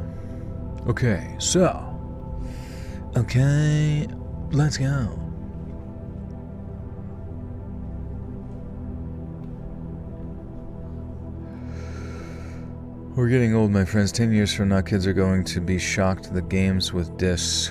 Yeah. I mean, it's just like wild to me. Like, my nephew graduated as a senior this year, right? One of my nephews. And then I remember, like, I never really got to see him a whole lot. But I remember, like, whenever he was, I don't even know, like 8 years ago. So he would have been like 10 years old or some shit, right? He was playing Fortnite. So it's like, still, even like all the way to his senior year of high school, from the time he was 10 years old in like 5th grade, he was playing one fucking game because of, you know, these live service concepts. Like, we've essentially like not moved forward in gaming hardly at all because of just live service bullshit. Sony saw that Stop Killing Games and said, well, you'll never technically own a game ever again anyways. I don't know, man. These corporations, man. Granted, I don't really own any physical media anyway, since I'm playing on PC, but still, it pisses me off. I can't imagine being as old as you, Unc Joel. It's pretty sick. I can drink beer. I can drive a car. I can stay up as late as I want. I don't do any of those, but you can imagine what it would be like to be as old as me. Long ago, at the dawn of the 1990s, in the days that I could still walk upstairs without my damn knees aching, my buddies and I used to be quite the outdoorsmen. We all met after joining the outing club at Dartmouth, which is basically the fancy old-timey name for hiking and camping club.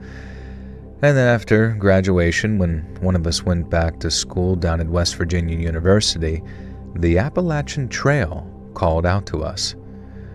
We decided on a place called Dolly Sods, and while that might sound like a drag of a name... Sound like the drag name. The drag. That's a pretty funny line. We decided on a place called Dolly Sods, and while that might sound like the drag name of an old British man, it's actually the name of a wilderness area about 3 hours drive from Morgantown. That's funny. Do you still have your old games when you were a kid, teen? I do, yeah, I have a lot of them. I was just digging through like an old thing where I had my Pokemon like binder in, and I found a bunch of N64, like I found my old N64 in there, and then bunch of N64 games. Everyone started buying game discs. Maybe they'll be retro cool like vinyl. I mean, there are shops for it for sure.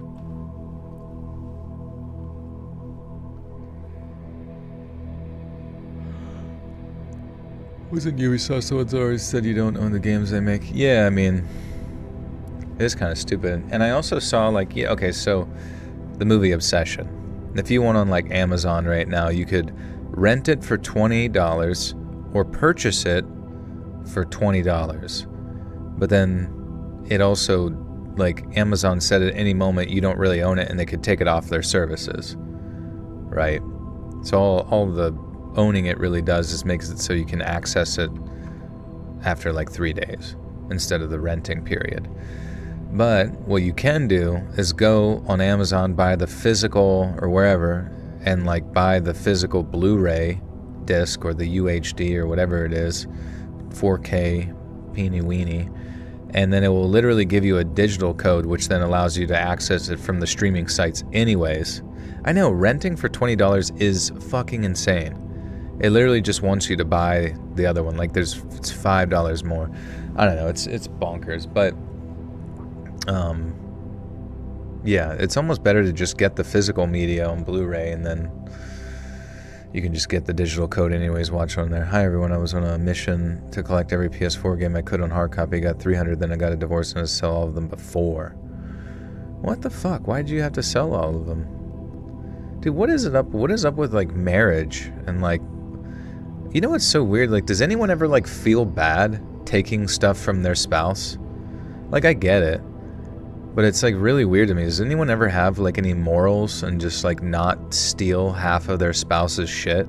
Like, imagine how much of a dickhead you have to be to make your spouse liquidate all of their fucking sick-ass PS4 games. Ida Akin. Just joined the live stream module. It's 5:50 a.m. I'm so surprised. Yeah, still going at it. How we doing, C-Days? Going to the movies is cheaper. That's true. That's kind of crazy. I went to the Dollar General the other day and was shocked that the new movies still get basic DVD releases that cost $20. Who's buying DVD of Wicked 2? I don't know. I've been waiting for it to come out, though.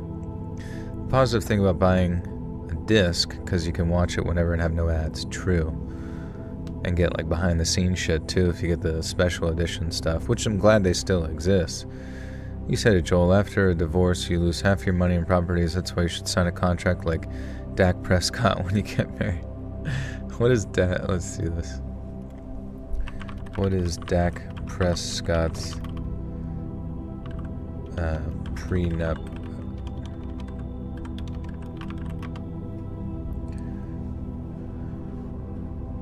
You don't get why anyone would feel the need to make their spouse do that.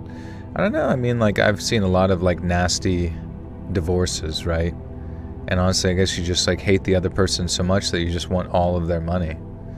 You want as much from them as you possibly can because you love them so much, and now you hate them because they either cheated, or maybe you're one of those narcissist alcoholics who cheat, who literally become an alcoholic, ruin everyone's fun, and you cheat, and you beat people, you know what I mean? Like, some people are just fucking, like, heartless degenerates. Which just, like, makes me never want to get married. If you're a true movie file, Blu-ray has better quality than a 4K streaming. Little secret there on streaming in 4K. Yeah, I was gonna say. What's up, Katie Higgins? How we doing? I need to own the disc of Community because they removed the D&D episodes because Chang was painted as a drow and Netflix complained it was blackface. Dude, who, like, why do people, like, fucking gives a shit? Like, literally, who gives a shit about anything? Like, comedy is just comedy. No one even gives a fuck. Like, the fact that, like, it's always, like, somebody being mad on somebody else's behalf, it's so infantilizing. Like, the fact that, like, so many things in politics is somebody speaking and basically infantilizing a minority group or, like, a gay person, it's just, like, so fucking frustrating. Just, like, fucking grow up. Comedy is comedy. It didn't mean anything in the moment, and life really hasn't changed that much since fucking 2013. Everyone still laughs at The Office. Everyone still laughs at fucking Monty Python shit. Like, comedy is just fucking whatever the fuck. Especially whenever they just, like, fill in words on things that aren't what they are. Jill's new step-by-step on how to have a wife and a girlfriend. Exactly. You haven't dated since 2021. Not missing out on much, man. I know a couple people now who have married early in court for visa reasons. I don't even know, dude. All of it just sounds like such a freaking unhappy outcome. When I told my older friend I was getting married, he said, "Oh, that's great, good, go get that first one out of the way." He was right. Damn. Yeah. My PS4 hard collection I had way before I even met the guy. It's a really long story, but I had to sell it all to buy food. He left me for another woman a week after my dad died and left me with nothing. Yeah, I'm sorry. I've been trying to wheedle Joel into watching Community since 2020. Really? I don't remember you mentioned it, but I have seen a decent amount of Community. It's very funny. I made it all the way to the episode where it's like, this is fine, when stuff's like on fire.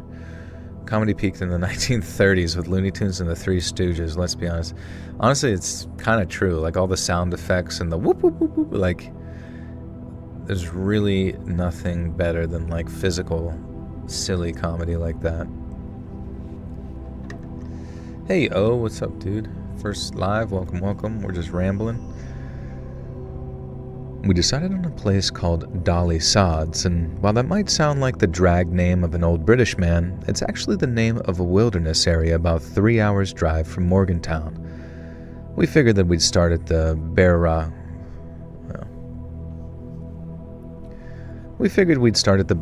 trailhead, and then we'd camp at the creek, and then complete the loop on our second day via Big Stone Coal.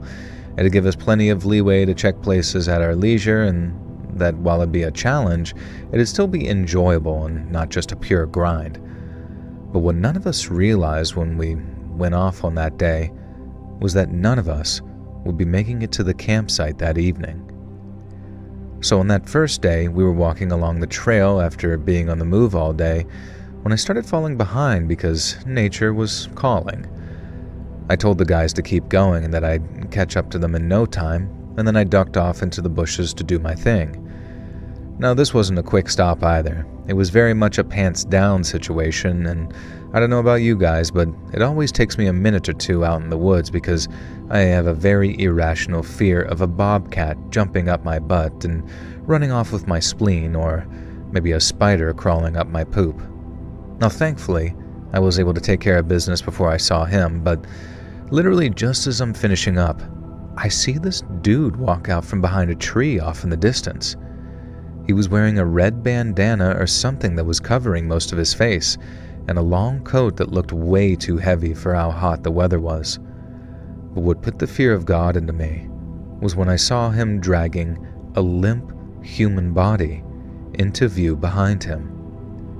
He was dragging another person who was either dead or unconscious, I couldn't tell, and he was dragging him like it was nothing. People are heavy. Like, have you ever tried carrying someone? You can't just drag a grown-ass man along the forest floor like that, not unless you have goddamn super strength or something. And so the second I saw them, I dropped the asswipe, pulled my pants up, and then crept back towards the trail as quickly and quietly as I could. I didn't think he'd spotted me. He certainly didn't call out or anything, but my adrenaline was spiking by the time I caught up with my friends. I spared no detail, and after only briefly asking if I was pranking them or not, they took me at my word and we started moving as fast as we could down the trail. We couldn't run with our packs, obviously, not for any sustained period, so we ended up basically power walking down the trail while trying to figure out which of the upcoming trailheads would take us to town, and to some kind of sheriff's department that I could file a report at. But before long, the sun started dropping and we realized that we weren't going to make it to any kind of civilization before dark. Realizing we had little choice, we kept going through the night, headlamps on with long sticks in hand, while we jumped at every snap of a twig or rustle of a bush. We were convinced someone was about to jump us, but thankfully it didn't look like anyone was following us. The exhaustion started to hit really hard around 1 in the morning, and if it wasn't for all that adrenaline, I just don't know if I'd tapped out.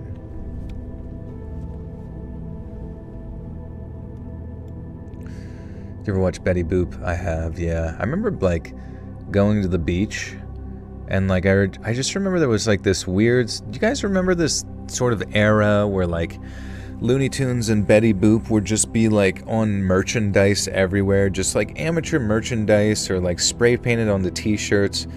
But, Betty Boop in particular was just always sort of, a sexual icon, where it would just be, Betty Boop with, a thong on, or, her tits squeezed together or some shit on, every fucking random, Ocean City, Maryland tattoo shop, you know what I mean? Which, I'll be honest, now I kind of want to get a Betty Boop tattoo on my shoulder. I can make her dance. Seeing Betty Boop and Roger Rabbit as a kid evoked more of a reaction out of me than any MCU reveal ever has. Dude, Roger Rabbit was fucking goated, man. But we need to bring back sexy Betty Boop. She needs to come back. She was a baddie and a half. Wait, so was Betty Boop always sexual? Or was she, comedy related? I thought she was, a comedy character, and then they turned her sexy. She was a giant. She was a Nephilim. Yeah, I get a Betty Boop tattoo right on my butthole. The exhaustion started to really hit around 1 in the morning, and if it wasn't for all that adrenaline, I just know that I'd have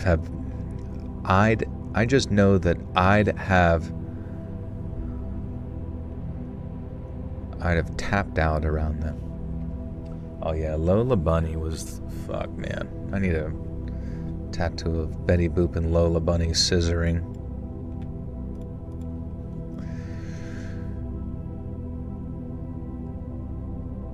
I take that back, Your Honor. The exhaustion started to really... Oh my God.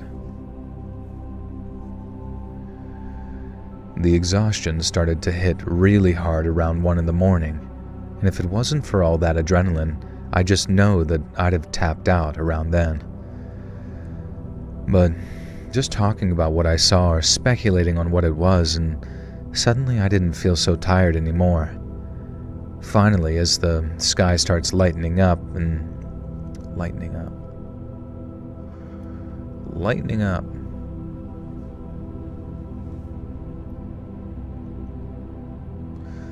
thought I was more of a Marilyn Monroe guy.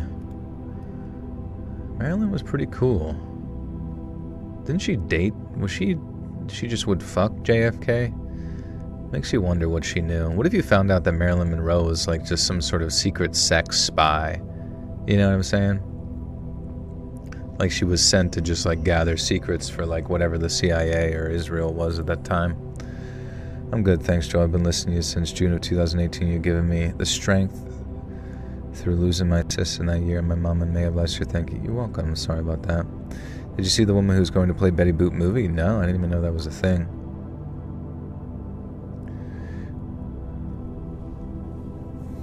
Anytime you goon, your heart grows smaller like the gooch.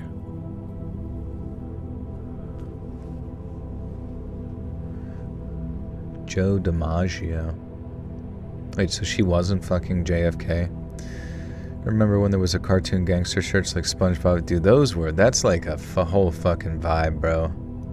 That shit goes so fucking hard. What do you even call that?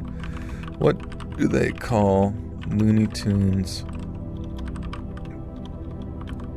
art, but they're gangster?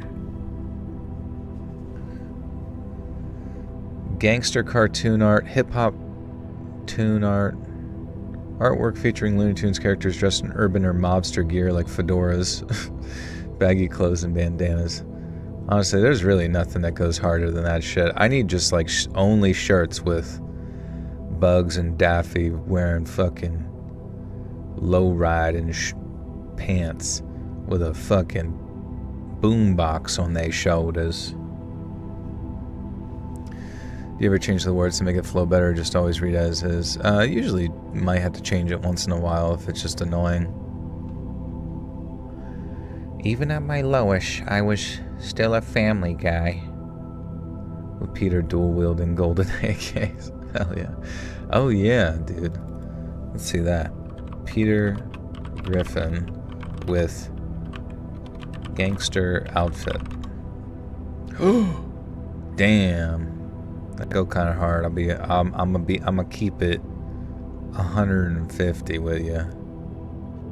Damn. That's sick. See, that's the kind of shit that you see at like Ocean City. Peter Griffin with some fucking ice around his neck and a blunt.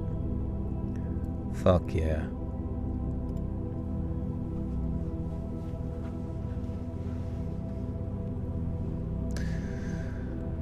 The videos only go back to around 2018. I was trying to see some older ones. I've been listening probably 2000. They only go back to 2018? It should keep going, unless like YouTube just doesn't allow it to keep going. I have no fucking clue.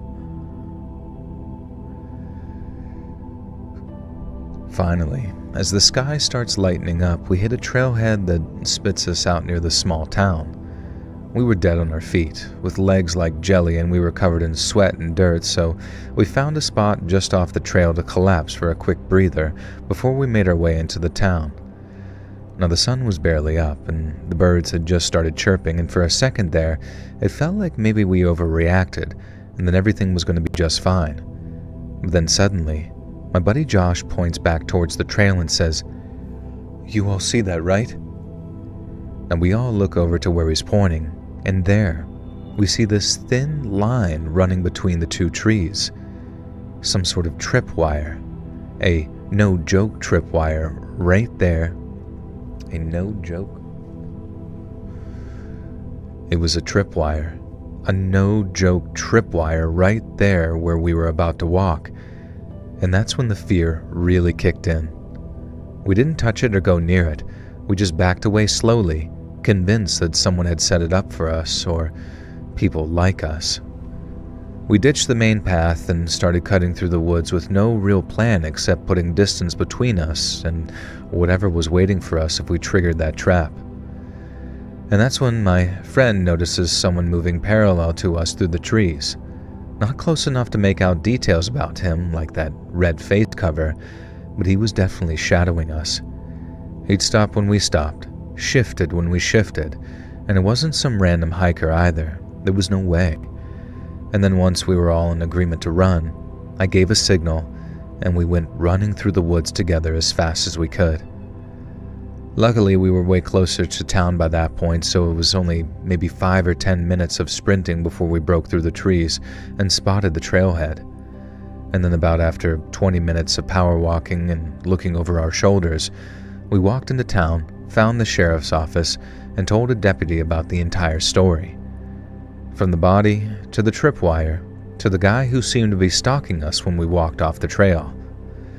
In all fairness, they took the report very seriously, and the sheriff sent a deputy out to check the areas that we mentioned. But on our way out of town, we get a call saying that there are no signs of any struggle or tripwires or suspicious drag marks. So if I go to the barber, I want to get the Let's Read special. What do I tell him to do? Probably just shave your hairy monkey ass. I used to have an old school soda sign that was a Betty Bop, so that's sick. That'd be such a perfect nightlight. Just imagine like the fluorescent buzz.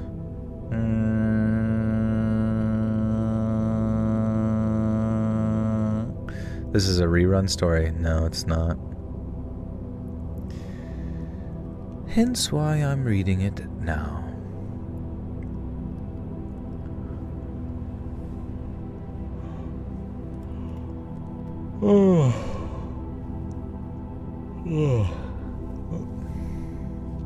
It is kind of weird though, like I talked about it last time, but you watch some like podcasts and like I did enjoy the newer Danny Jones episode with this guy who was talking about like ultra-terrestrials and like the phenomenon of orbs and the manifestation of reality through thought and putting intention into like writing and all, you know, all this sorts of like strange paranormal stuff. But it was weird to think that like initially we were making a lot of progress listening, but then eventually it just seemed like he didn't know anything, if that makes sense.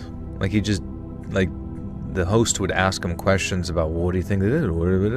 And he just generally kind of just reported people's anecdotal experiences, trying to correlate things that cross over, but essentially just meant like there was just nothing to be derived from any of his thoughts after like an hour in. And that's fine, you know, it's not like you can know everything about something fucking insane, but I just feel like podcasts kind of get that way, where they're like 4 fucking hours long and just like nobody says anything.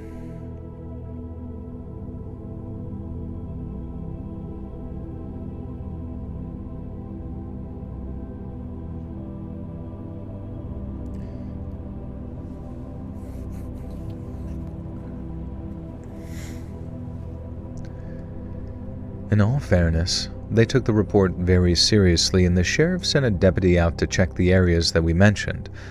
But on our way out of town, we get a call saying that there are no signs of any struggle, no tripwires or suspicious drag marks, nothing like that at all. We could tell the deputies went from taking us seriously to thinking that we were just a bunch of city kids who'd gotten our panties in a twist, probably after seeing some perfectly normal, albeit illegal, hunting activity. But that's not what I saw, man. Not by a long shot. We didn't go back, and we never planned to either. That whole stretch just left a bad taste, like we stumbled onto something we weren't supposed to see, and barely got out unharmed. Part of me still wonders what the hell I saw out there, and if you're ever going out to the Appalachian. Part of me still wonders what the hell I saw out there, and if you're ever out on the Appalachian Trail, and those remote spots that feel a little too isolated, keep your eyes open, because it can get really dangerous out there where there's no one else but you. Wait, that's not right. Because it can get really dangerous out there where there's no one else around.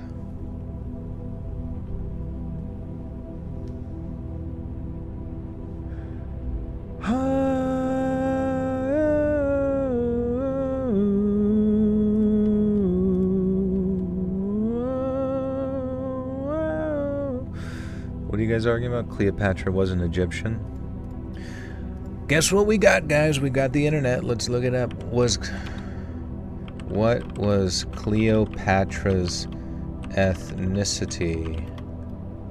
And where did she hail from? I feel like PBS documentaries are that way. They gloss over the depth and complexity. I like to play Diary of a CEO. He breaks things down for parents to understand, not going deep. PBS documentaries are that way. They gloss over the depth. Yeah. Cleopatra the Seventh was born in Alexandria, Egypt, around 69 BCE. She was the ruler of Egypt, but her ruling family, the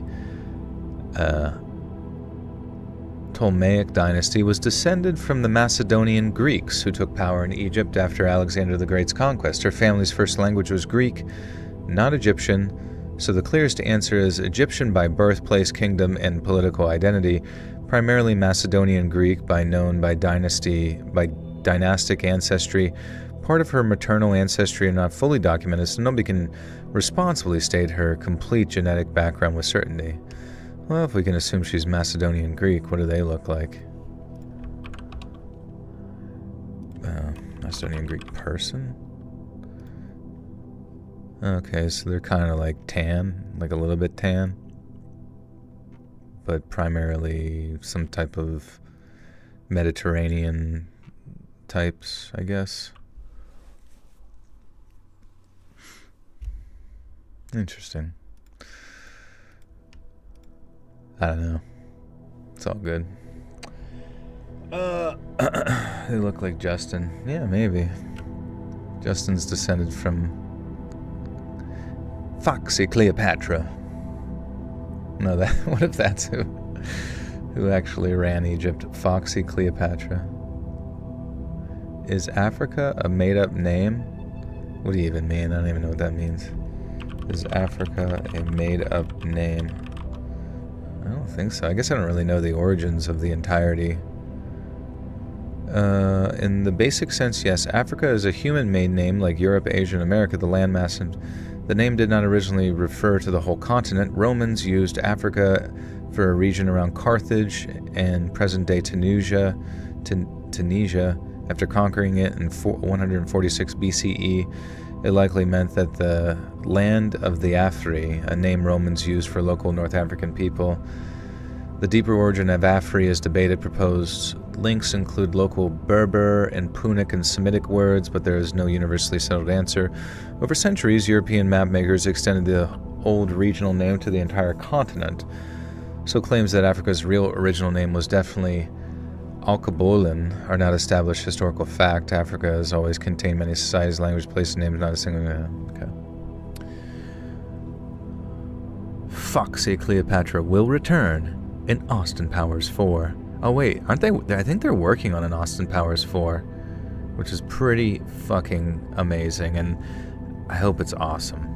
Is Joel a real name? Yeah, it means God with us. Alright, last story, guys. I gotta bust this one out and go to bed. Bust out a quick one. A quickie.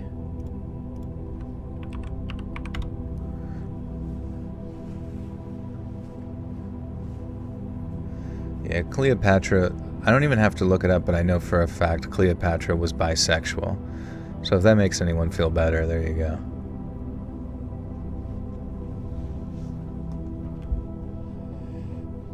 Hello everybody, where do I give my horror story? You can submit it to Let's Read Submissions at gmail.com. I was wondering why everyone was up in arms a few years ago about the actress not being white. I don't know, man. Who gives a shit? If you don't want to see something, just don't see it. But, I mean, you can't, you know, I think it's still reasonable to be like, well, historically the person was not that ethnicity, so it's a bit strange too.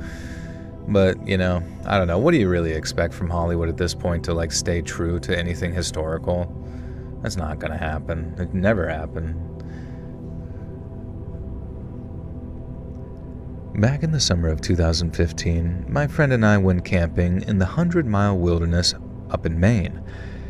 Everyone kind of associates the Appalachian Trail with places like Tennessee and North Carolina. And yes, I get it, those places are like spiritually Appalachia, with their coal mines and snake handlers and fellers wearing dungarees, playing banjos, all that stuff.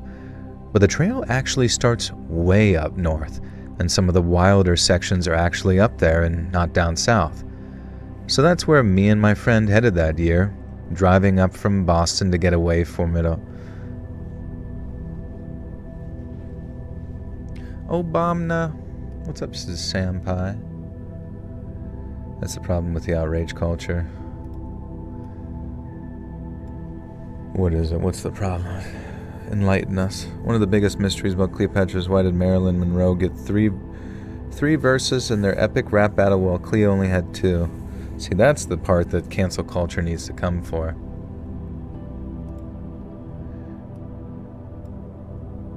Broccoli Obama is quite the rare one. Brock Llama. My fellow Americans, vegetables are yucky. we all know this to be true. Your parents make them, and don't want to eat them. I'd rather have pizza. Me and Joe, hey Joe, where you at? Me and Joe love pizza. They don't know why they're mad. Well, that's the thing is, like, maybe nobody is mad. Like, I mean, the fact that most of the anger that we perceive as, like, outrage or whatever exists solely via, like, text, you know what I mean? On the internet. So maybe it's just bots. Like, maybe it literally is just, like, made up falsities.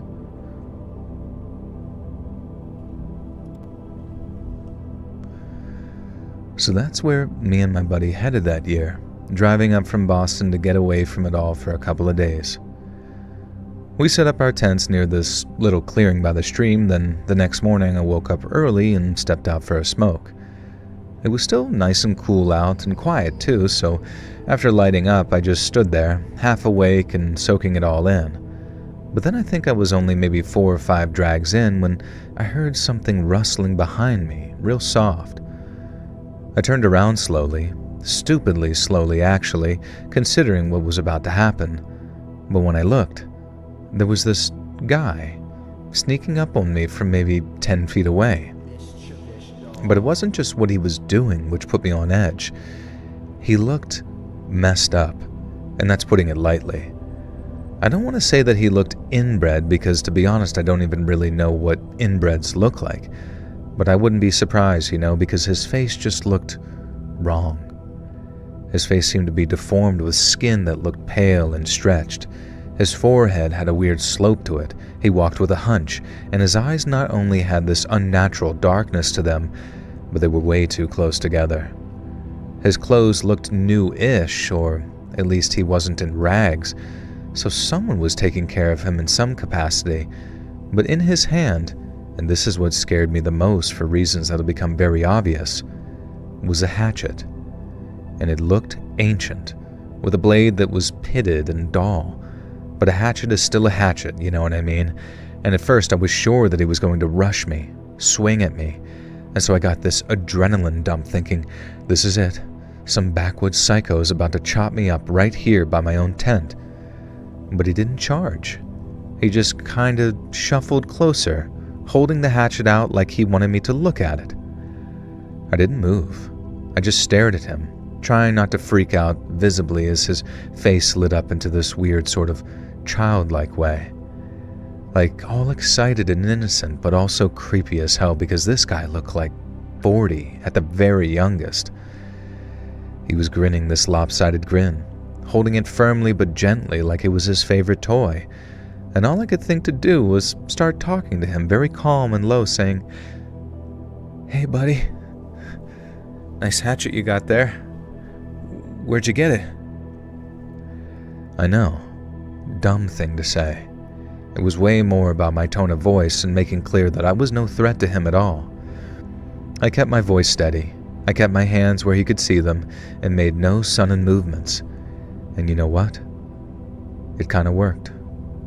With that same lopsided smile on his face, he started pointing at the hatchet and then at me like we were hatchet bros or something. And while I was extremely relieved that he wasn't hostile, it was eerie as hell. I guess he had the mind of a little kid, so I said just about anything that popped into my head that I thought might keep things chill. Everything's going fine, and I'm slowly kind of backing away from the guy when suddenly my buddy pokes his head out of the tent. Now he's cranky, half asleep, and he's rubbing his eyes, and he starts asking in a loud voice who the hell I was talking to out here so early. His voice was grumpy, like he thought I was on the phone or something, but then the second he heard my buddy's angry voice, the deformed guy, his whole vibe changed instantly. His face twisted up, his eyes got wide and angry, and I remember seeing him grip the hatchet tighter as he took a step closer. I could see the switch flip, that childlike playfulness turning into something angry, almost feral, and seeing it made my stomach drop. The guy's eyes were glued to my friend, who in turn had this horrified look on his dumbstruck face waking up. So acting on pure instinct. I'm feeling very instinctual. Okay, guys, honest question. The first two stories were kind of like ancient recantations of tales of yonder yore, and these last two have been kind of like more typical like interactions with people. Do you think I should do the second or the first two stories first, or the second two stories first? I'm totes profesh. That's how I got hired at JP Morgan. I told him I was totes profesh.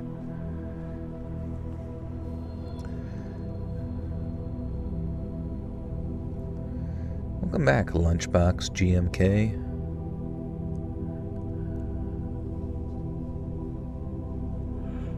I've been to Boston. Yeah, I was there 2017. It was for like a rock thing.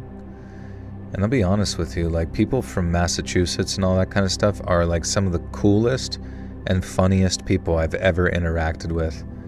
It was like everyone there was like people from New York, but nice, if that makes sense. Like they would actually like have conversations but weren't like so far up their own ass about shit, you know what I'm saying? Is it weird if I feel like you're a friend of mine? You're cool. No, it's fine. I mean, it's technically like parasocial or whatever, but I mean, you guys are, I enjoy talking to you guys here. The ones with interactions with people. Okay, yeah. Boston. Hey, yo, I'm from Boston. Boston. I'm a masshole. Boston massive penis. Boston Massachusetts. Boston massive poo shits. Massive two shits. There you go. That's what we were looking for. It's an internet book club. I got this whole fucking town in my fucking rear view, dude. I just remember meeting my friends out there, and like even his mom was funny. Like that's why I'm just like led to, because I don't know if you guys ever watched like $1 Million Extreme, you know, with like Sam Hyde and stuff, and like his best friends is Charles and Nick Rochefort, and they're really fucking funny, right? You know, it's just instinctually hilarious people. And I just think it just comes from that area. I think there's something about people out there that just like, that's how they talk all the fucking time, constantly, you know, sarcasm, constant jokety jokes, and it makes sense. I don't know, like talking to you guys in real life. I don't think I've met any of you guys. Got any plans for the big 250? Like when I turn 250 pounds? Probably get on the Stairmaster. No, I'm just kidding. Nothing really. Probably just cook some dogs, some burgers. You got preggers in Atlantic City? Damn. Stopped at the gas station in Boston once, next direction. Had them repeated 3 times. Still couldn't understand them. That's funny.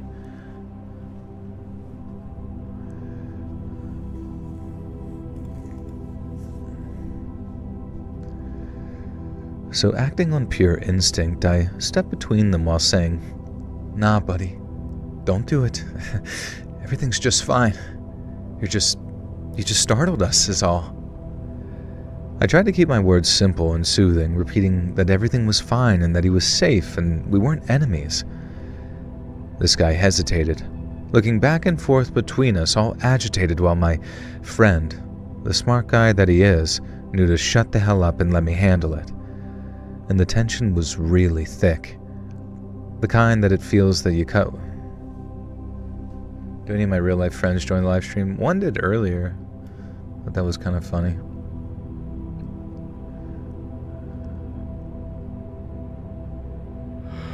Rochefort is very witty and naturally at ease with comedy. Dude, Rochefort is, I would say, probably, I haven't really watched much of his stand-up, but I would say out of the whole group, he's probably the most naturally inclined towards being a good stand-up comedian, and has like, there's something about him that's just like kind of untouchable, if that makes sense.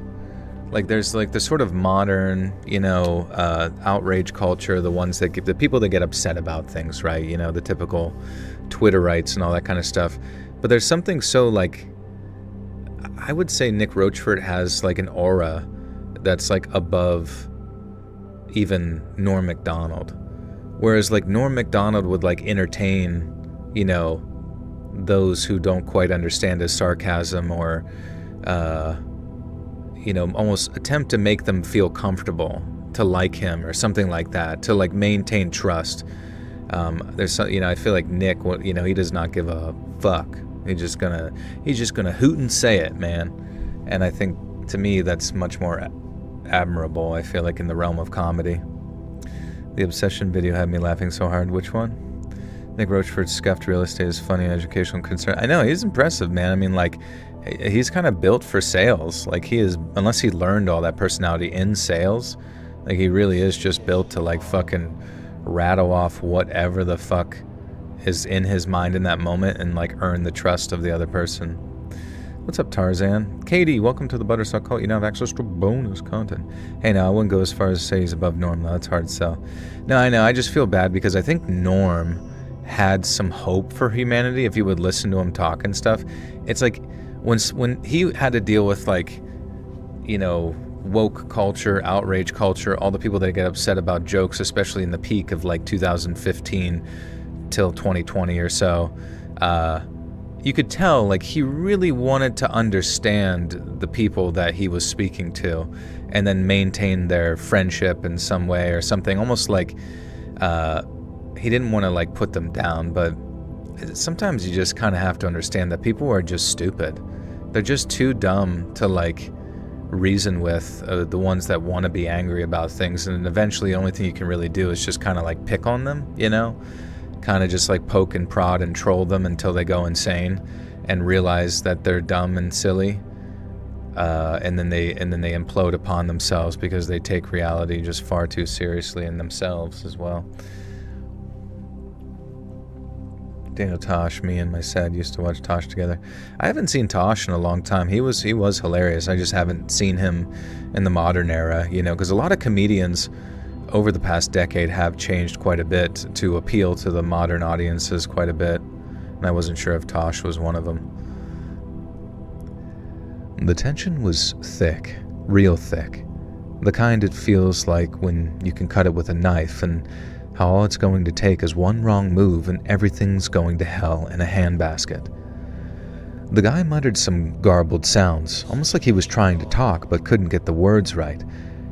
And then he swung the hatchet a little into the air, not directly at us, more like in frustration and fear at some invisible fly. And after that, he started to back up, looking at me and then my buddy, and back again. Now, I kept talking to him as softly and calmly as I could, saying no one was going to follow him, and that makes me like 70% sure that he really could understand me, because when I said the thing about not following him, he turned and bolted off into the trees. He was way faster than he looked, too, another thing that freaked us out, like his parting gift was showing us just how screwed we would have been if he had decided to attack us. We stood there, watching as he disappeared into the greenery, and then listening until the sounds faded, and then we just stood there, looked at each other, like what the actual F just happened there.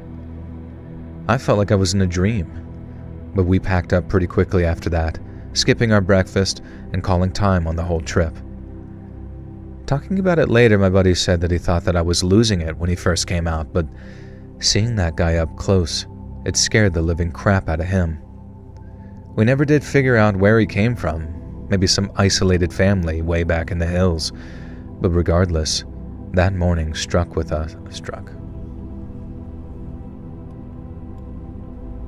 You feel like Ridiculous Sniffs never stopped airing? I think they had recorded over 10,000 episodes. I don't know if this is taboo to say, but Joel is my new Mr. Namer. I love Mr. Namer forever, but always. I love these lives. Yeah, no worries. I mean, I definitely have a lot more longer episodes, or the episodes are longer or whatever. Tom Segura makes me laugh. Yeah, Tom Segura's skit comedy show was so fucking funny. Do you know any Amish people since you're from PA? I worked with an Amish girl at the hospital that I worked at who was in the Amish community. You pretty much go to school till you're like, I think in 8th grade. And then after 8th grade, you can be a teacher. And so she was the teacher for like the school and taught all the younger kids. And then eventually she was just like, this fucking sucks. And then you can do the Rumspringa, where you go out and decide if you want to stick with the Amish stuff. And then she didn't want to because she loved normal life. And she was so nice. She was really, really nice and funny.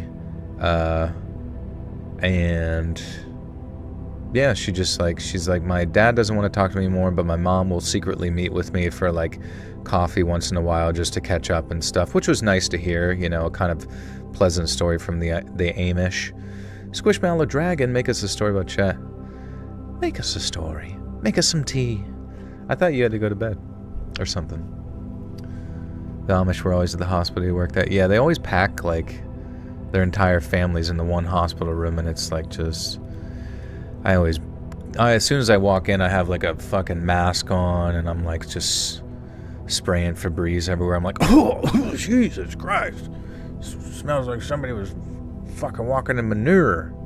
Manure, which is cow shit, by the way. And they're like, oh yeah, and they talk to each other in, I think, Pennsylvania Dutch, right? Or like some sort of... They probably speak to each other in like an ancient tongue. The ancient tongue of Baal, the evil one.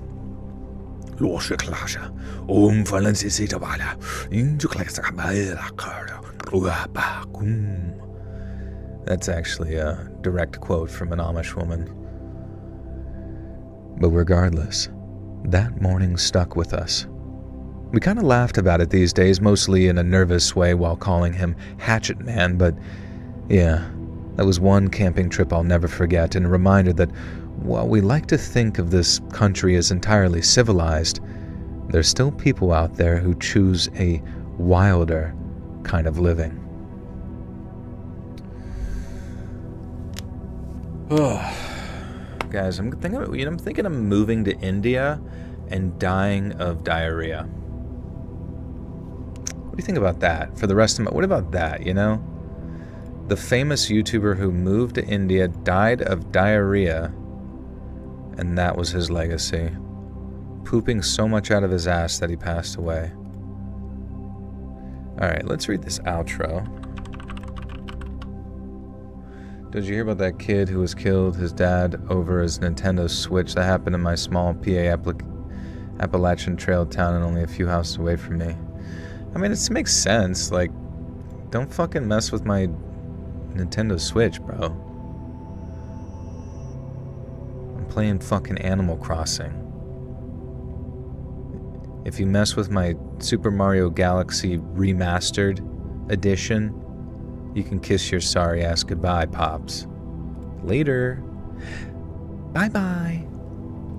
Can an Amish girl marry a regular guy?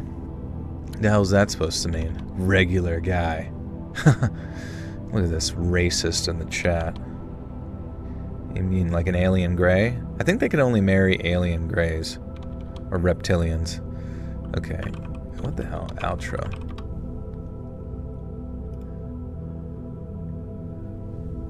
Did you pick up the new Star Fox remake? No. Did you? You fucking goyim. I'm just kidding. Is it good? Hey friends, thanks for listening. Click that notification bell to be alerted of all future narrations. I release new videos every Monday and Thursday at 9 p.m. Eastern Time, and there are super fun live streams on Sundays and Wednesday nights. If you got a story, be sure to submit them over at my email, letsreadsubmissions@gmail.com, and maybe even hear your story featured on the next video. And if you want to support me even more, grab early access to all future narrations and bonus content over on Patreon, or click that big join button to hear about the extra perks for members of the channel.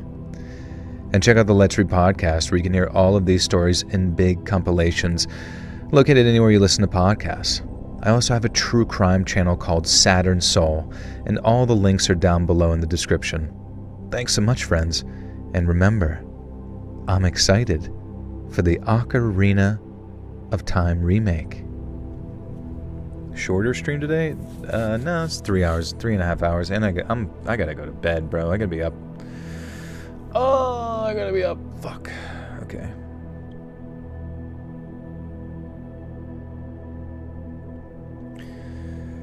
Okay. What should I say, actually?